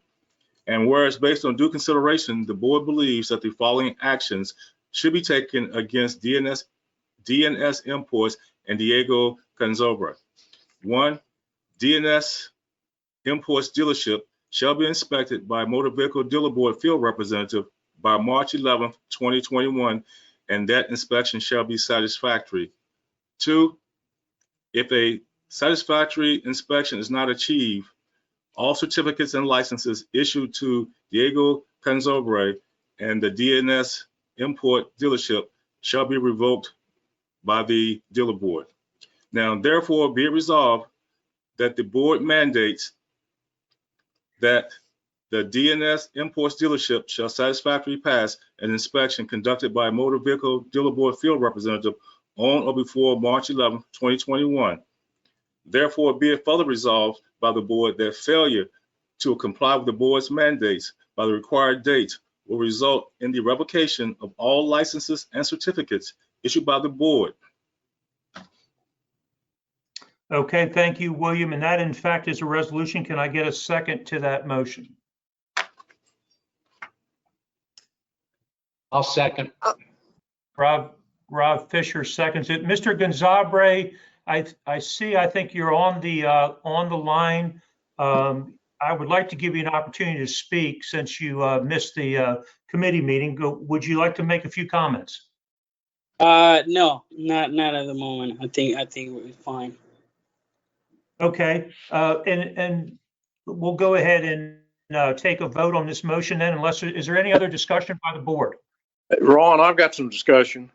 Yes. I've been on this board for a long time, and I went back and reviewed this. And if you look at the past history of this dealer and the past fines, we just fined the dealer $250 for 46-2-1529 for not having records available. If we look at this case right here, this guy has got 5. The place of business was closed. record's not available, no insurance for 4 months. Dealer failed to comply with a written warranty. How do we look at this and not find this gentleman? Well, yeah, and this was kind of my discussion earlier, a comment I made earlier, civil penalties going back to 2014. This dealership has been a challenge. And I think that's why the hearing officer and we voted in the committee, basically, that if he doesn't have a successful inspection within 60 days, this dealership's to be closed down. Yeah, we pretty much just patting him on his hand, though, and giving him a get out of jail free card for 60 days. I think some fines should be put on this.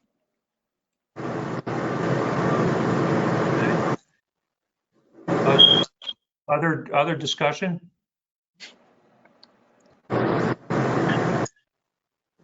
I agree with the fine being assessed. Okay. Ron, this is Liza. I was curious when we were talking earlier. I think we all felt that this was very lenient, but I'm assuming that there is some reason why the hearing officer suggested this and not a fine, because we've certainly seen fines in a lot of other cases. Is there any? Is anybody else have any more information on that? I have a question. Now, this is Diego. I have a question, and I want to know if everybody see what we send via email with all the proof that we have right away. At the time the inspector came to the place, I was not there, so I can provide any information. And we email with pictures, everything what we're supposed to have. I don't know if you guys see all what we send.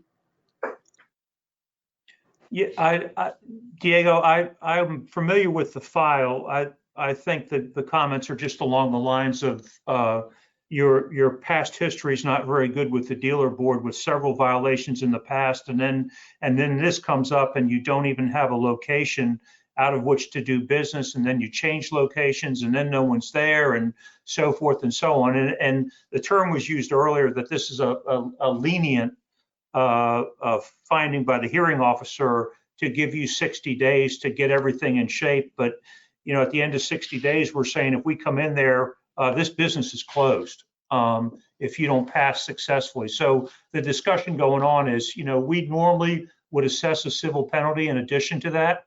But in this case, the hearing officer didn't recommend one, and in committee, we didn't recommend one. So that's kind of why the discussion is taking place. Okay. And any other discussion? And if you feel that strongly, does somebody want to modify the motion, or we have a second? So we would have to vote down this motion and then have a new motion. Comments?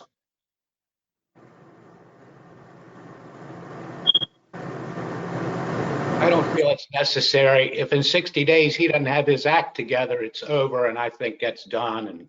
And we're trying to be very nice to the gentleman, so. Yeah, why put $500 on him or $1,000? I don't know that that's going to do anybody any good to spank him at this point. Robin, the question was asked earlier, why no fine? And, and I asked the same question to myself when I first read this case. And it's obvious that this individual is under financial duress. And I think the hearing officer basically said, listen, what's the benefit of really doing that? Let's give him 60 days, either passes or fails, and there is no second chance. So I think that's kind of why there was no fine assessed initially. I would agree. Any other comments? Okay, so let's go ahead and vote on the motion. I'm sorry. Let's go ahead and vote on the motion in front of us, which is a 60-day inspection, and if it's not successful, revocation of all licenses. Alice, if you would, please. Bannister, Yes. Osborcius, Yes. Barnabret, Yes. David Duncan, Yes. Dennis Elmer,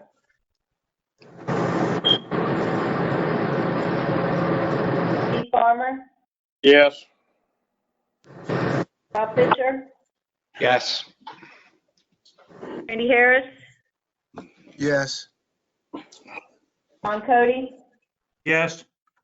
Chris Mayer, Yes. Jeff Malloy, Yes. Mark Riblet, Yes. Lisa Goffey, Yes. Maurice Slaughter, Yes. Don Sullivan, Yes. Peter Wiley. Yes. Motion carried. Okay, so motion carries for tab 2, 60-day inspection revocation of all licenses. There were no other topics really discussed in the dealer practices meeting, and we adjourned and we'll meet again on March the 8th. Licensing committee. We met approximately 9:30. We had a quorum. There was no objections to the November meeting. There was no new business as well. So our next meeting will be March 8th, 2021. Thank you, Mr. Slaughter. Mr. Duncan, advertising. Mr. Chairman, we met at approximately about 9:40 this morning. There was no public comment from the floor. We did have a quorum. There was no old business or new business. So we adjourned for the March 8th meeting. Okay, thank you, David. Transaction Recovery Fund, Chris Mayer. Yes, Mr. Cody, we met this morning, approximately 9:45. We had a quorum. There was no old business. There were no comments. There were 2 motions. And if we can start with 2 claims against the fund under tab 3 and 4. And William, what I'm seeing right now is tab 3 is Jonas and tab 4 is Washington Motor Cars. Gotcha. Okay. All right. Whereas pursuant to section 46.2-1527.1 of the Code of Virginia, which is known as the Motor Vehicle Transaction Recovery Fund, the board has reviewed and considered claims for payment from the fund and the recommendation of the hearing officer on the claims. And whereas based on due consideration and recommendation of the hearing officer, the board believes the following claim should be denied. The claim is for Jonas Ibuele in the amount of $13,246.50. Now, therefore, be it resolved that the board hereby reaffirms the denial of the following claim and amount. Judgment amount, $13,246.50. That's your resolution. That is my resolution. Yes, sir. Okay, and can I get a second, please? I'll second. Okay, Rob Fisher seconds it. Mr. Myers, I know you spoke in brevity on this case.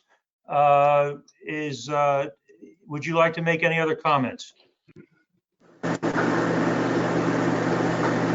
Myers?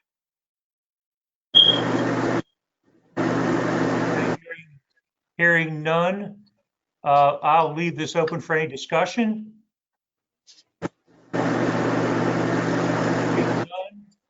We will go ahead and take a vote. Alice? Dan Bannister, Yes. Asa Borges,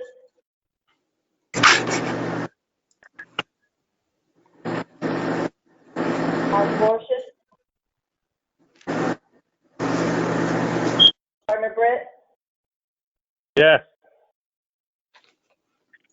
David Duncan, Yes. Dennis Elmer,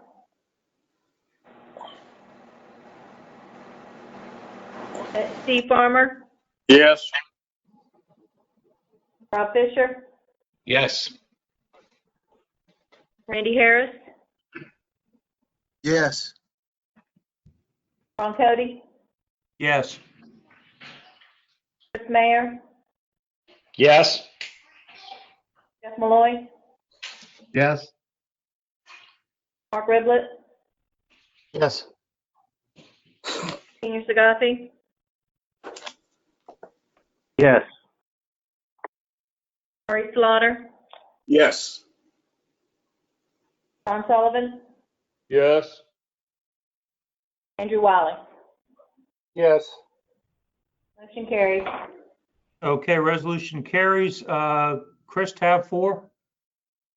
Tab 4 is Anthony McDaniels versus Washington Motor Cars. William, can you read the summary, please? Whereas pursuant to section 46.2-1527.1 of the Code of Virginia, which is known as the Motor Vehicle Transaction Recovery Fund, the board has reviewed and considered claims for payment from the fund and the recommendation of the hearing officer on the claims. And whereas based on due consideration and recommendation of the hearing officer, the board believes the following claims should be denied. Now, therefore, be it resolved that the board hereby reaffirms the denial of the following claim and amount. The claimant is Anthony R. McDaniel. The judgment amount is $42,195.87, of which out of the fund, it would be $22,162.54, but it was recommended for denial. Okay, Chris, is that your resolution?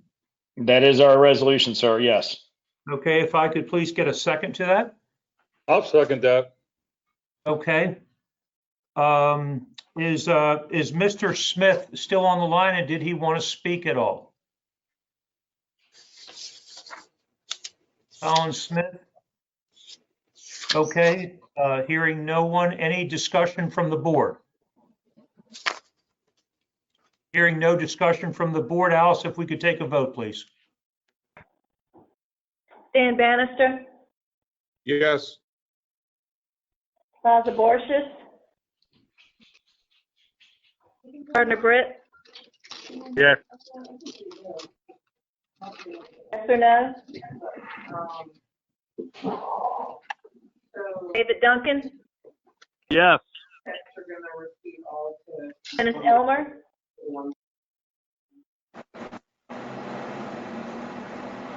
Steve Farmer, Yes. Bob Fisher, Yes. Randy Harris, Yes. Ron Cody, Yes.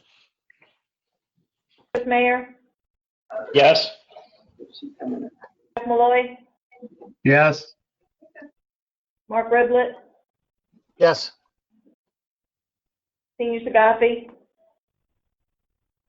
Yes.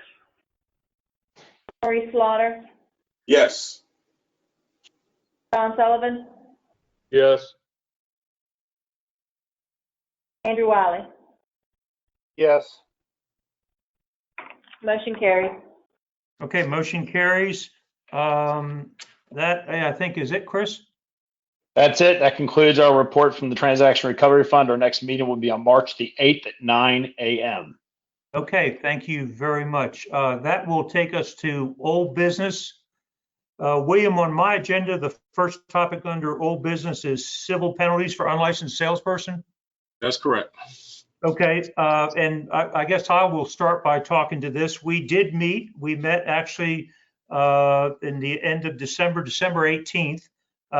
We had a number of people attend and contribute from both the associations, and then Chris Mayer was on this committee with me, and Dan Bannister, but Ann, Mike Sharap, Christian sat in, and Rick Sipe. A lot of people provided input into this discussion. Remember, this came up in a really a case from our last meeting, or a couple cases dealing with the large and severe penalties that can, or civil penalties that can evolve as a result of unlicensed salespeople when you start counting per deal or per transaction.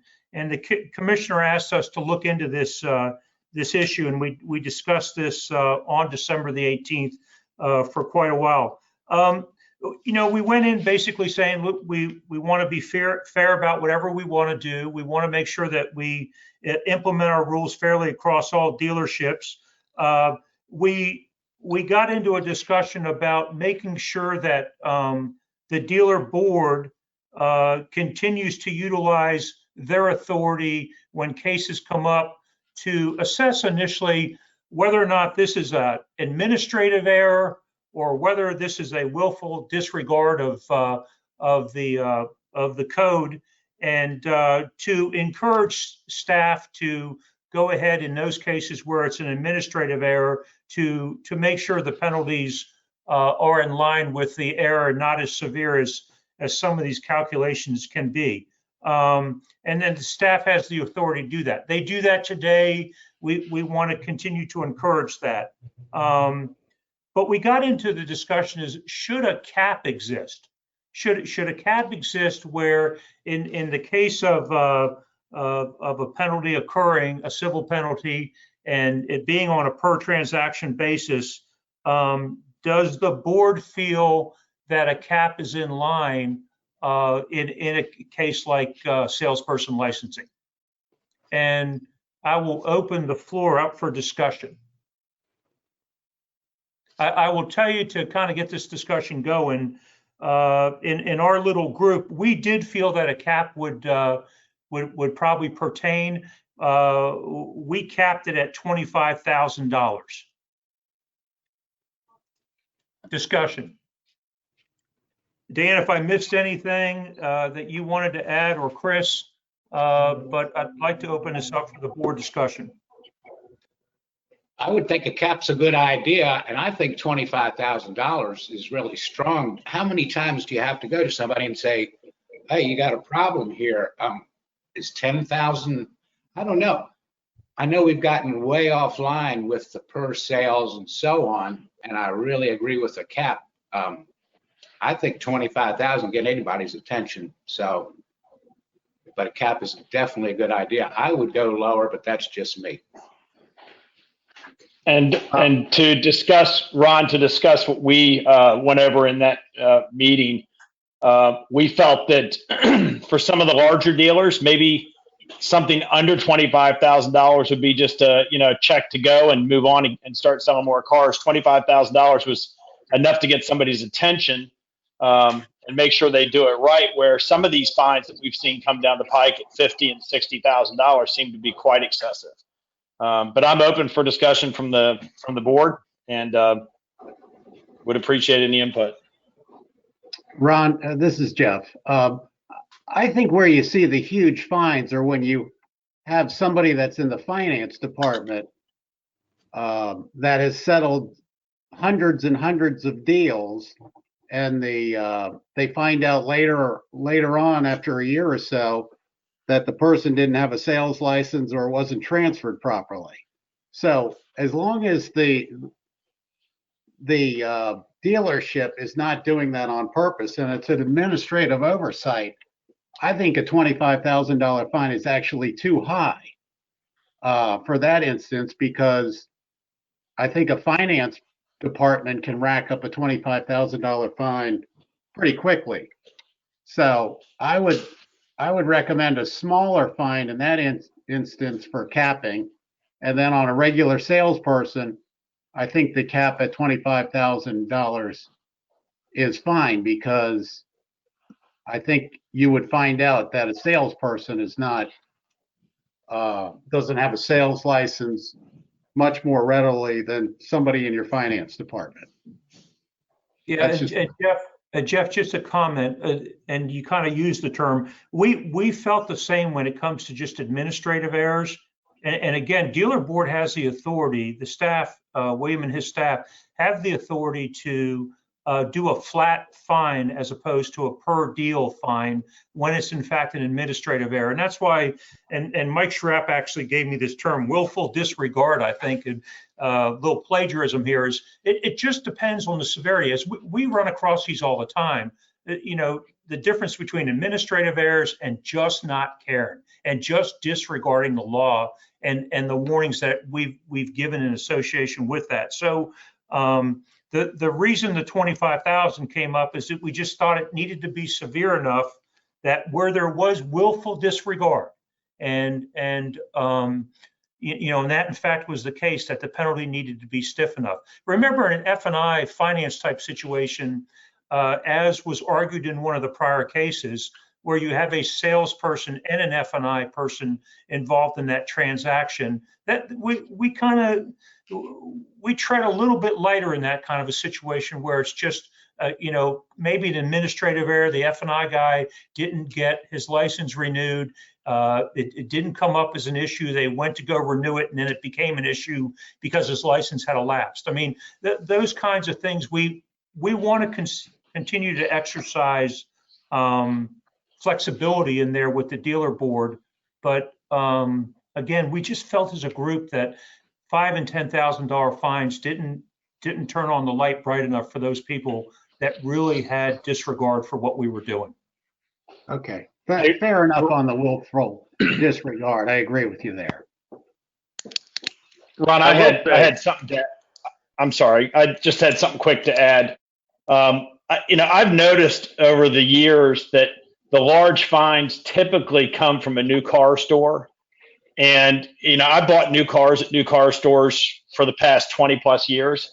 The salespeople are not really that involved in the intricacy of the deal, where the F&I person, when you go into that office, that person handles all the pertinent information from start to finish, getting it right for the dealership and those things. So I almost think that the F&I person, instead of getting a pass, they need to make sure they're highly educated on what the consumer laws are and the dealer board laws are, to make sure that the consumer's handled correctly through that. So I think the F&I position is quite important. So that's just my opinion on that. Okay. Any other discussion? Yes. I think $25,000 is a lot of. Go ahead. I'm sorry. I was going to say $25,000 sounds like a very high fine, and we should get. I just thought that was a lot. And we are. It seems like we're almost picking on new car dealers, because we just had a used car dealer, didn't have a place to work out of, didn't have insurance, didn't have salespeople, nothing, and we just said, clean it all up in 60 days. And now you want to whack a new car dealer for $25,000. I just thought it sounds excessive.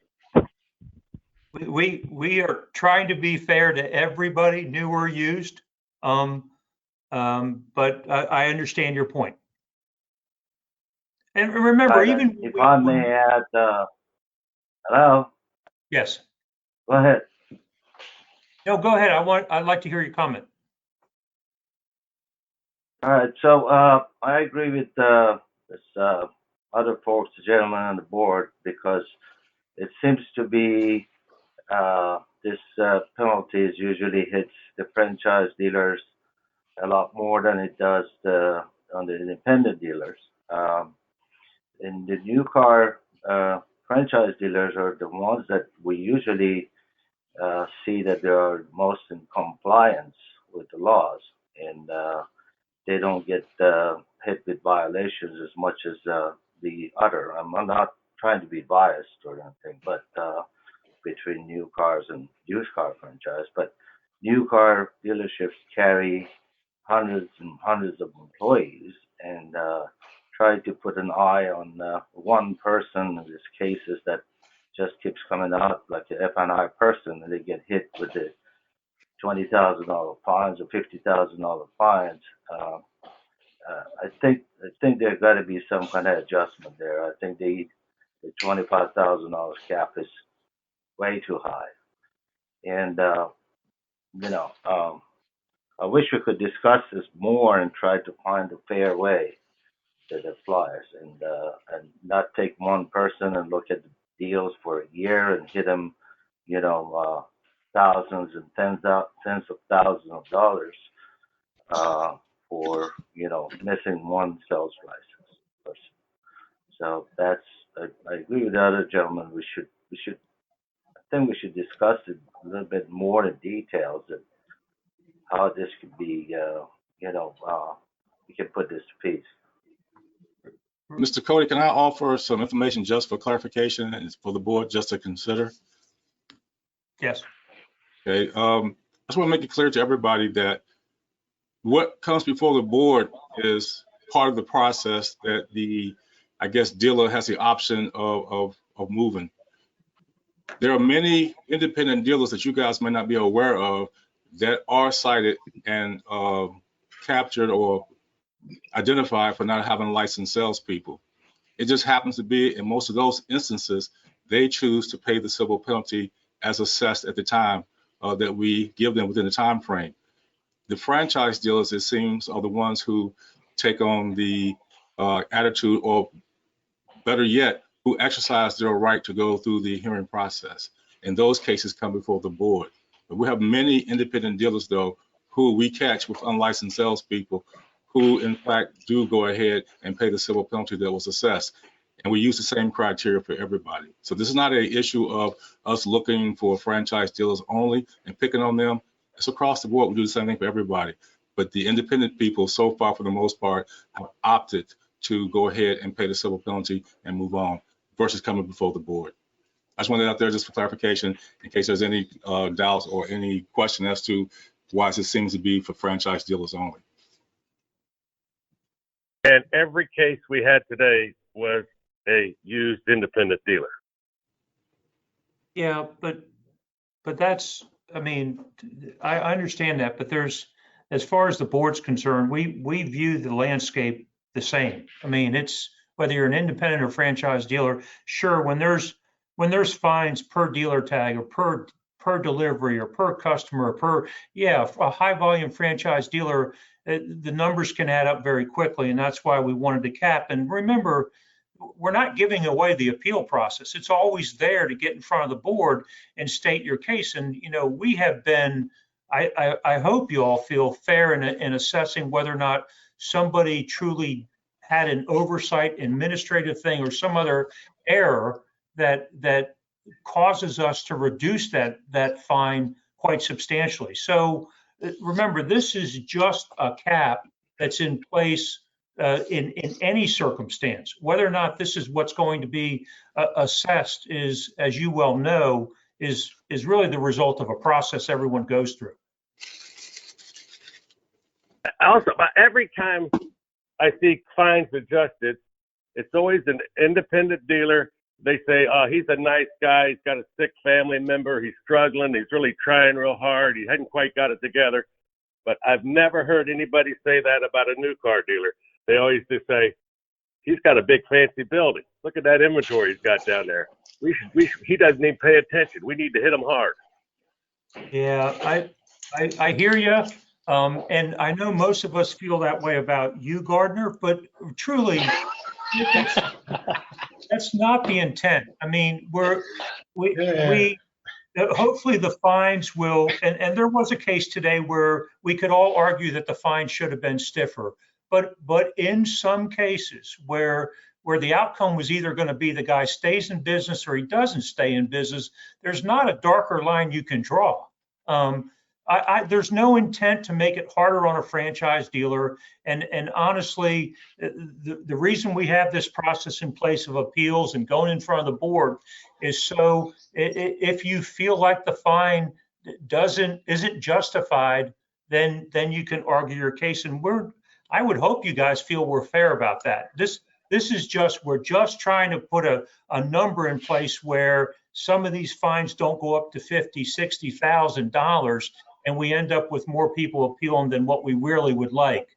So that's why this discussion even took place. Yes. Randy Harris here. Did the committee come up with any proposals regarding caps on administrative errors to give staff guidance? We did not, Randy. I think on the flat rate, William, administrative side, it's normally a less significant civil penalty, and again, it's somewhat related to the circumstances that occurred. But no, we did not come up with a flat rate for administrative. William, is that guidance needed? I'll probably say no, because by code, the most we can come up with is $1,000 per violation. And right. In a situation like that, we probably would say, if we see something like that taking place and we can determine that it was an error or oversight, we probably opted for the max of 1,000, which again, the individual has an opportunity to appeal it, pay it.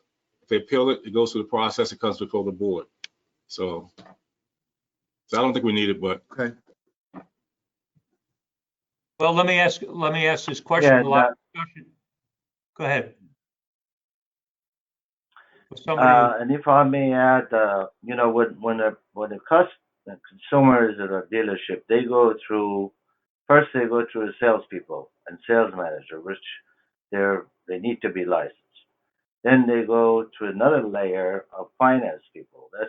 That's where we see the issue more often, because that's probably what's being neglected by the dealership or the staff or dealer operator to try to keep track of number of employees, like hundreds of salespeople versus another dealership that has 4 salespeople. So I think it's too many layers in there from one section to the other. Considering that salespeople are already licensed, I mean, there should be a separation of how we treat this and go deal with this. But go ahead. I'm still not agreeing with the cap, considering even it could be a matter of negotiations after all. Why does it have to be a negotiation? Why does it have to be a fair amount? That we just don't get to that point. But the possibilities of having a dealership go on default with numerous number of people, salespeople, compared to the ones that have just a few, is just not a. We know we're saying we're trying to be a fair, transaction across the board, but it's difficult to track. And I'm a witness of it myself. Keep an eye on the licenses and everything, but it can get out of control. You can lose it. Somebody in the accounting department is supposed to track these things, and next person comes in, you got to start all over and try to train them all over.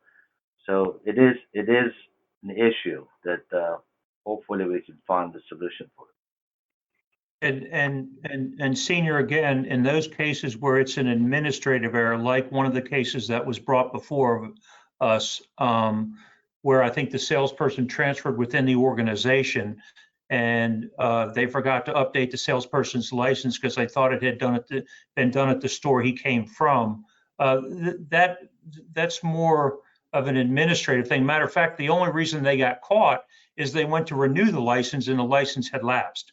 So, there was no willful disregard there, and we want to give staff, I think, the authority to make that decision up front and keep us from having to deal with a lot of appeals on civil penalties that seem unjust.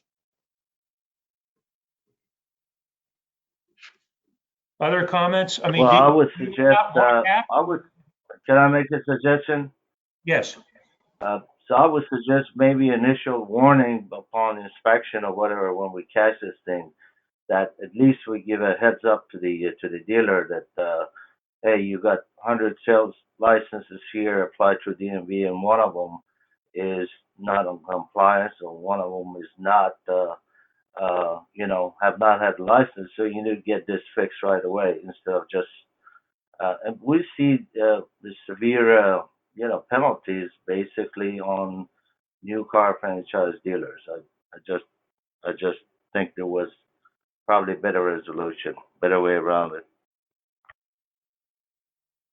Okay. Are there any other comments? Well, I just think that this is the backstop, when this stuff gets out of hand, and if it's willful neglect, certainly, that we've got a problem, but we adjudicate ourselves, and I think that's a great thing. So as long as we have that backstop, I would go forward with the $25,000 cap. And if somebody's really bad, $25,000 probably isn't enough. That's all for me. Yeah, it was just an attempt to protect, maybe more so the franchise dealer, the high volume guy, that the highest he can get is $25,000. And again, you can appeal anything. So, That was really the intent there, is not to let these fines get completely out of hand. But it's up to you all. If you don't want a cap, if you want to keep it the way it is, we can do that. If you think there's a dollar amount that makes more sense than 25,000, we can do that. It's just that the committee seemed to feel like 25,000 was a good middle ground. And I got to tell you, in the 8 years I've been on the board, this hardly ever comes up. It hardly ever comes up. It either gets addressed by it's a reasonable fine to begin with and it's paid. Staff makes a decision on administrative or not, and these hardly ever come up. We just happen to have one or two in the last board meeting. So, that's my comments. Do we need to vote on it? Do you want a cap? Is 25,000? Can I get somebody to make a motion? I'll make a motion. We go with the 25,000 that we discussed in the meeting. I think that's a protection stopgap for the new car dealer, like we talked about. I don't think it was meant to hurt the new car dealer. I think it was meant to help the new car dealer to make sure that nothing egregious comes after him. And like you said, Ron, in the 8 years I've been on the board, I almost never see this too. So I don't think it's an issue that we really need to tackle that much now. William's got great discretion with his people, and they make good decisions based on factual information. So it's my motion. We approve that 25,000 as a cap. I'll second it. All right, we had a couple seconds. I think Dan or David, Duncan, second it. Don Sullivan. Okay. Alice, can we take a vote?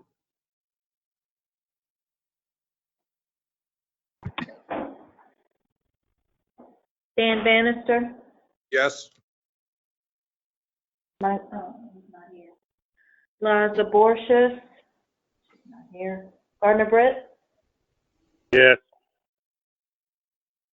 David Duncan,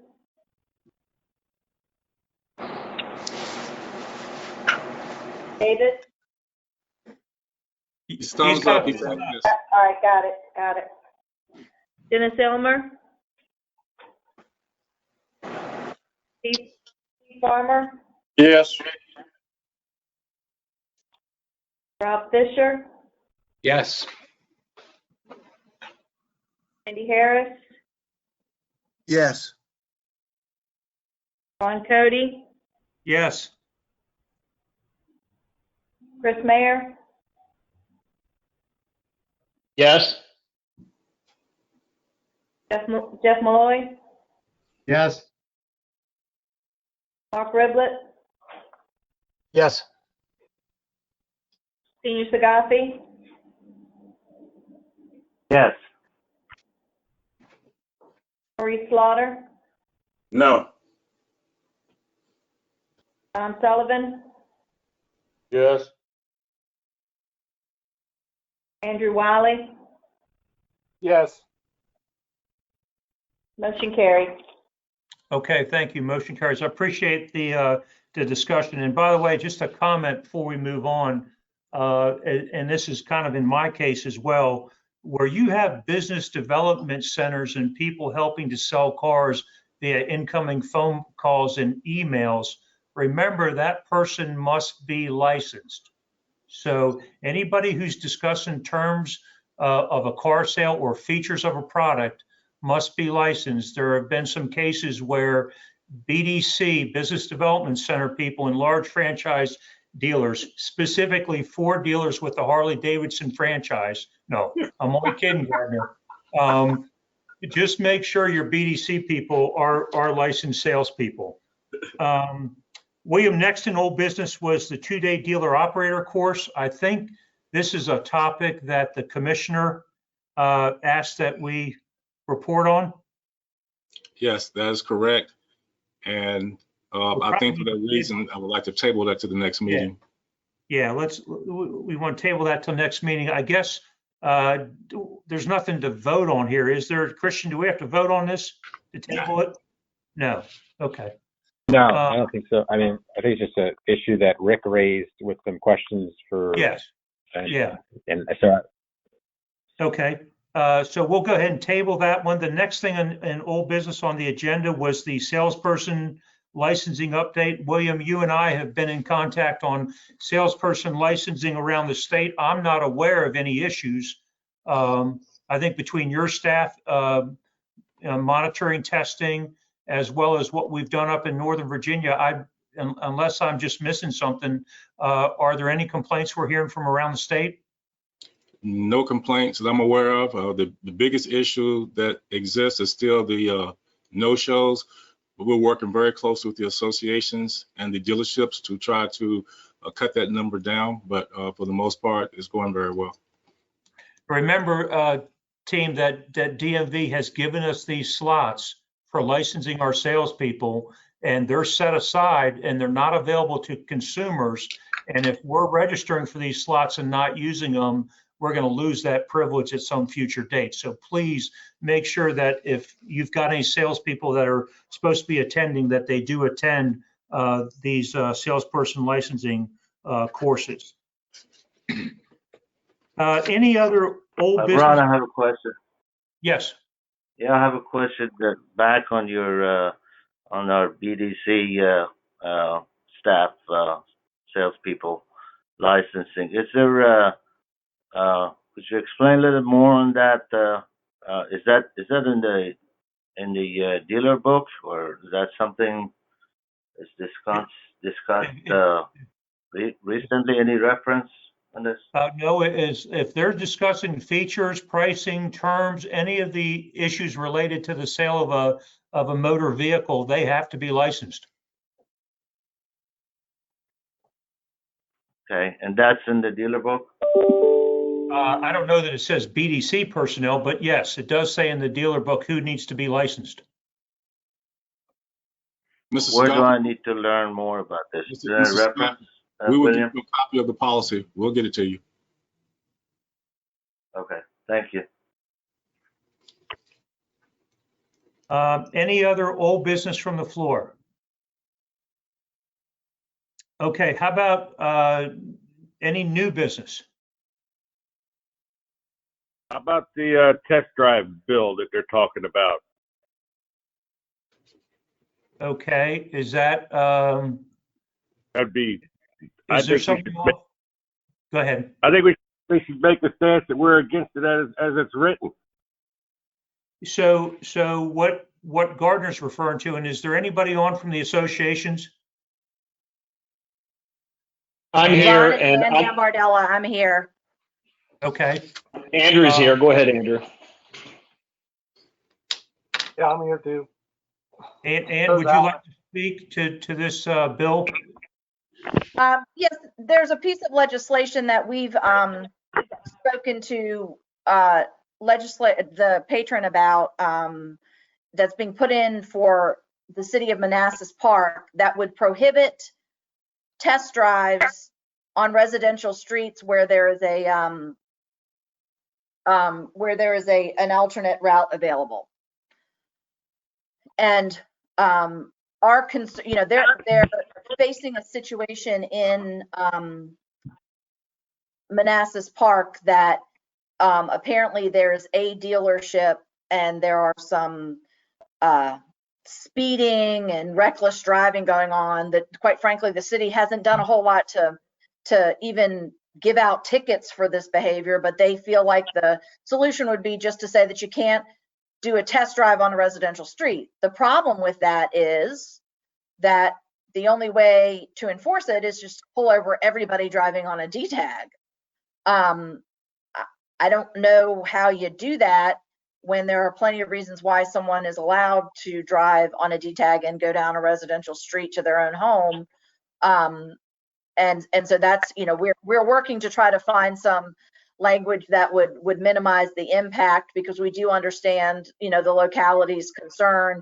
And for the most part, it's been our experience with our dealers that they try to avoid try to avoid the residential streets in their set test drive routes for lots of reasons, certainly not upsetting the neighborhood, but broadly written now, the legislator seems to think it's just a simple matter of saying, well, we'll just say this. And then if you get pulled over because you're going to your house and you're a dealer and you're allowed to drive on a D tag, you can just go to court and get the ticket thrown out because you're allowed to drive and you weren't on a test drive. Well, that in our mind isn't really a solution.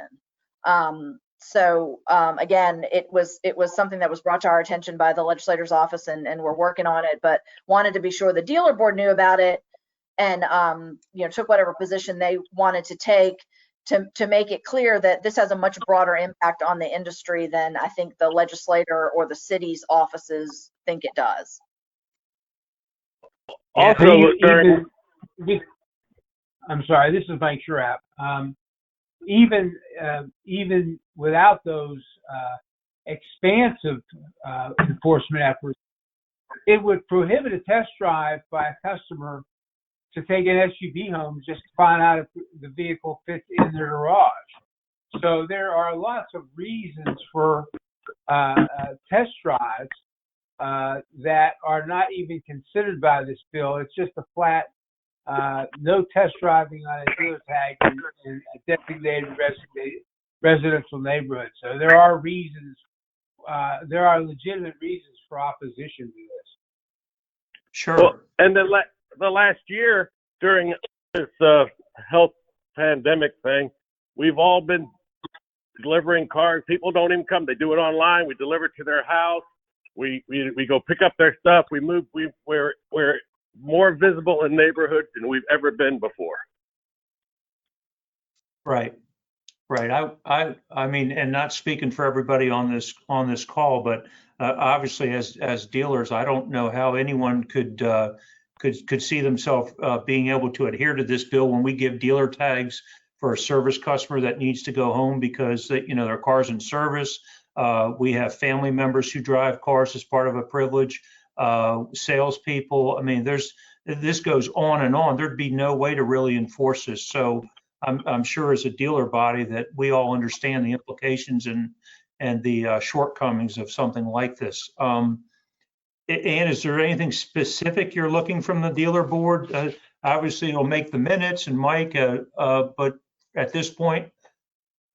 Well, I think traditionally on these kinds of issues, William is likely to get asked by the committee, considering the legislation, what is the position of the dealer board on it? And so if you want to, if the board wants to give him some direction, again, we do think there are problems with it. We've offered some substantial amendments, but that would limit it pretty significantly, but it's still a bit of a departure in our mind to single out a single industry that can't use roads. Who's next? The Uber drivers, or that's an odd thing. To just say to a whole industry, you're out. You may limit big trucks on a road because of the size of the road, but you don't limit just the trucks from one industry. So right. It's just kind of an odd approach. So we just have some concerns with it and want to make sure the dealer board had a chance to weigh in so that William isn't sort of left out there on his own as far as what the position of the board might be. And also, Ron, while discussion's taking place, I had the opportunity to talk to the patron last week as well. And I think my focus was more on the lines of part of the bill, as I understood at the time, will require the dealer board to be the entity that would assess the civil penalty against the dealership based on whether or not the dealership informed the test driver of the restriction or prohibition of driving in certain neighborhoods. And my thing, of course, then with them was that this is more of a traffic issue, and this is not something that the dealer board normally takes on. But I think from the discussion, it's pretty clear that if this bill moves forward, then I think I know the position of the board very easily. We're against it for a whole lot of reasons. So, and I can work with the associations just to make sure that we come across as unified and on the same page against this legislation. Yeah, I can understand if there's traffic violations, but to have prejudice just because there's a dealer tag on the car seems a bit hindering to our industry. Mm-hmm. Okay.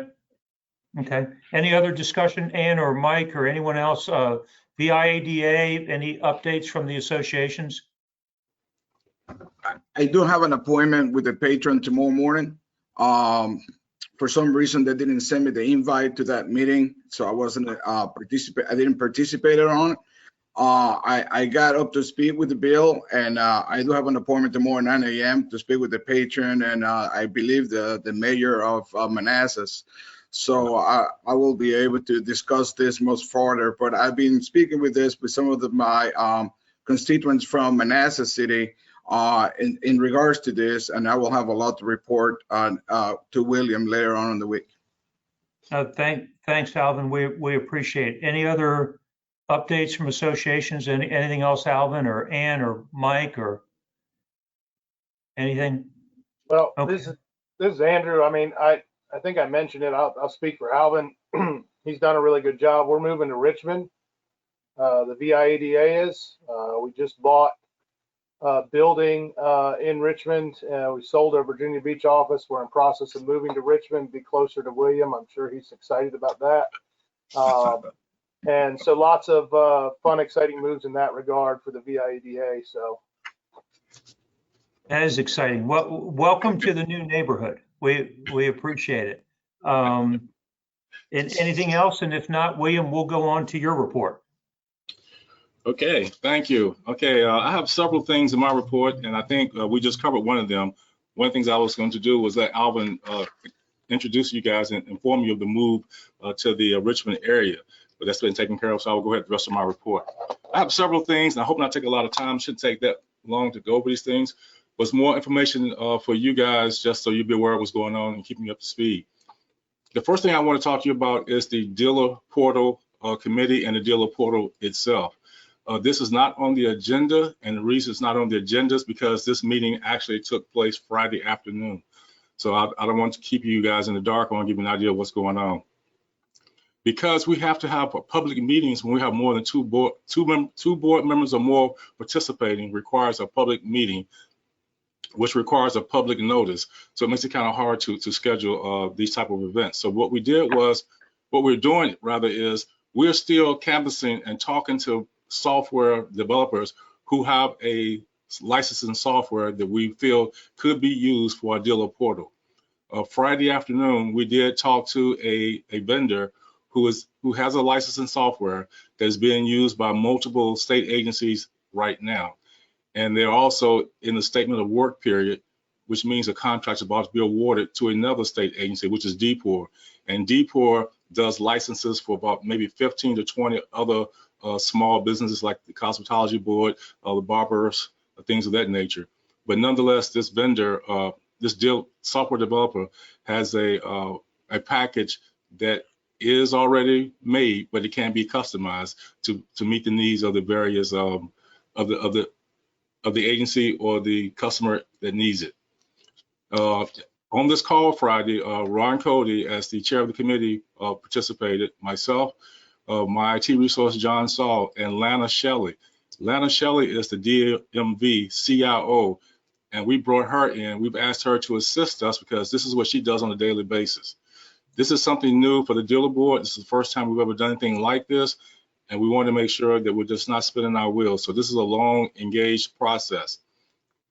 We received a questionnaire from this vendor Friday afternoon that we're looking over right now. We've sent them our requirements, and we're going to, once those things are completed, the questionnaire is completed, and they have our requirements, then we're going to start discussing at a high level some type of cost, what it would cost to get such a system if they were to be successful and do it for us. So we're not in any way making any decisions right now. We're just going through the process. For the committee itself, I will get with you to get some dates and times that you may be available to look at a demonstration to see what this company has to offer should we get to that point. We're still, as I said earlier, canvassing and looking for ideas and looking for different vendors who may have something that we can use. Now, the beauty of this whole thing for us would be this. If we can find somebody who is in the business already, such as this particular vendor, if they should pan out, it would be a huge advantage for us because they're already under state contract through VITA, which means that a lengthy or a cumbersome RFP process can be avoided. So that's why we're going through all these steps to make sure that everything and all the squares and boxes are checked.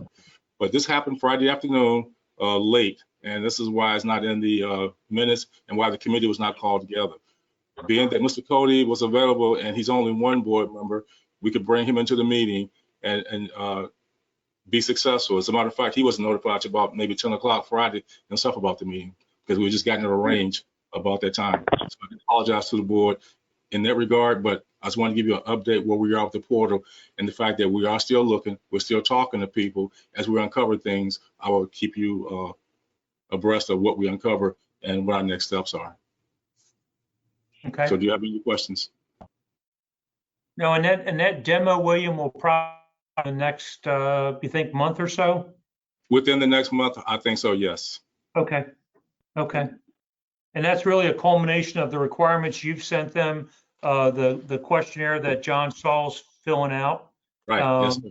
And really making sure they can meet our criteria. And it sounds like they have done several other industries and agencies that are more complex than ours when it comes to the licensing perspective. Yes, and they also have done our industry in the state of Colorado. In Colorado, it's not listed under transportation. It's listed under the Department of Revenue. But they have done this for the state of Colorado for this industry that we're in right now. So they do have some experience. Good. Can I ask a question? Yes. Does that dealer portal process, does that include ways for the dealer transaction recovery fund for the, I didn't know if there's a way to make it friendlier so the consumer wouldn't have to hire a lawyer and, you know, and we waste all this money on legal fees as opposed to getting the money to the person. No, it does not include that at the moment, but there's something, I guess, as we get closer to that process, we can discuss it and see if it fits in. But it's not included at this moment, no.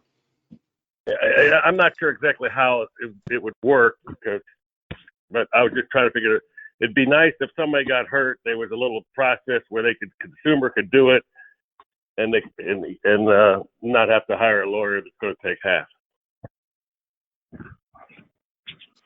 I agree with that because I think it's outrageous when I'm looking at the balance to what the person that actually got injured to what the attorney is capturing.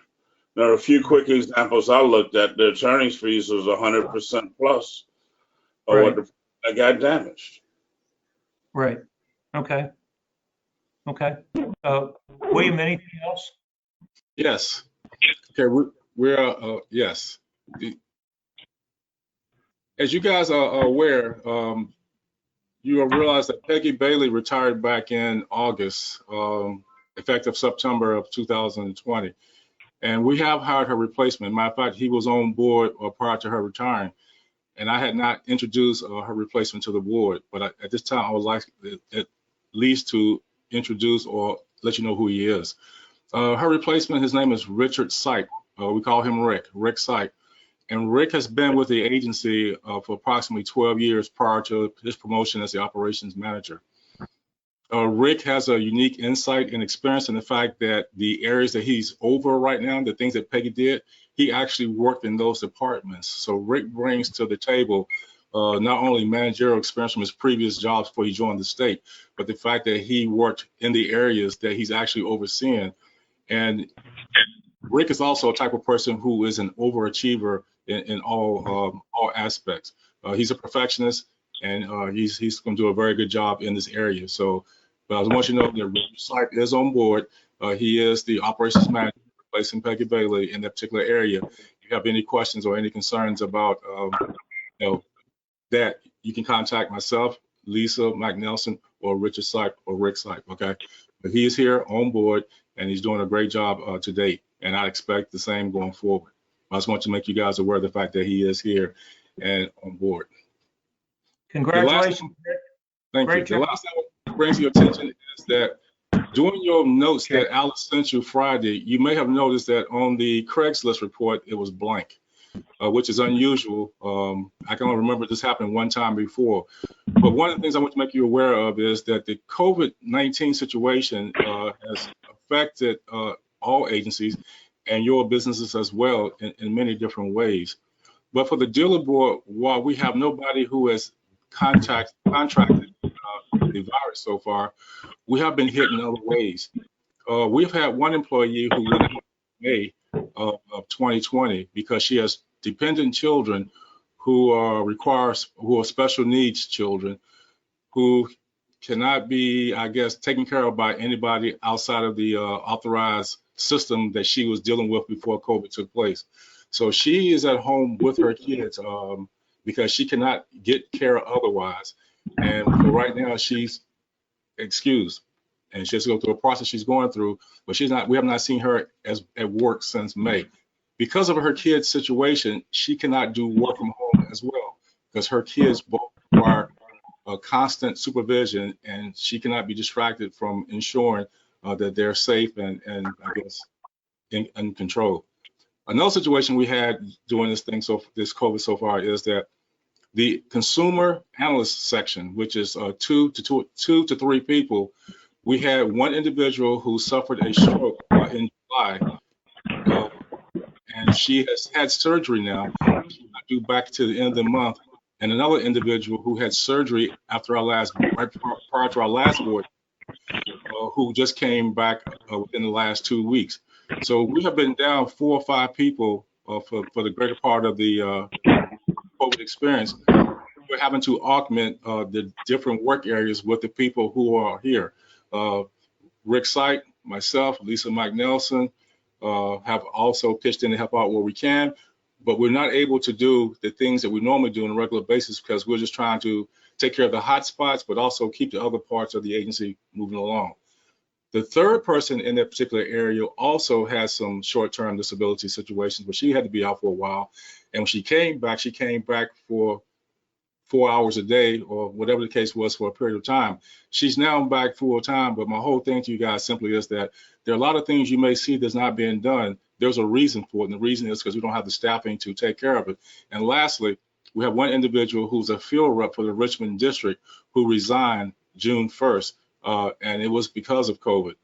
And we have not filled that position for several reasons. The first reason being that we were under a hiring freeze when he submitted his resignation. And secondly, because of COVID, our collections for salesperson's licensing and things of that nature is down. And I made a decision to go ahead and keep that position vacant to help us with the budget situation to not make it any worse than what it already is. But the Richmond district is being covered by other field reps and Lisa Mike Nelson in terms of opening, closings, or investigations, things of that nature. So everything is covered. But I want you as the board to understand that there are a lot of things going on in the consumer area. We're working as best we can to get things back up to speed and where it needs to be. And I just want you to understand, in case somebody's asking you a question of what's going on, you have an idea that we are dealing with some personnel issues that I think are coming to light here as far as being repaired or taken care of. And I figured in the next 2 or 3 weeks, we should be back to full strength and able to do what we've always done in the past. So I just want to make you guys aware of that in case you're questioning about it. Hey, William, how many people make up the staff of the dealer board? Okay, the agency as a whole is 25 authorized positions. We have a total, though, of 27 people on the dealer board, of which 12 of them are field reps and the rest are people here in the central office. Okay. Okay.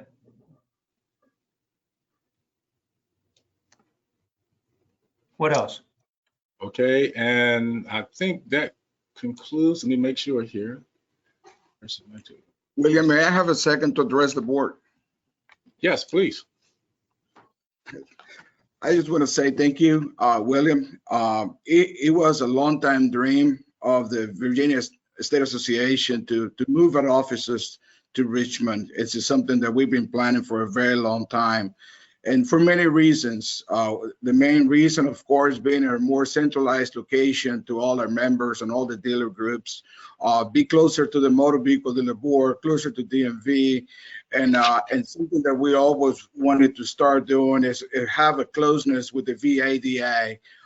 Being in Virginia Beach, it has not allowed us to have that connectivity for a long time, and this is something that once I came in, I put in my agenda, and I figured, this is something that needed to happen, and the board passed it unanimously.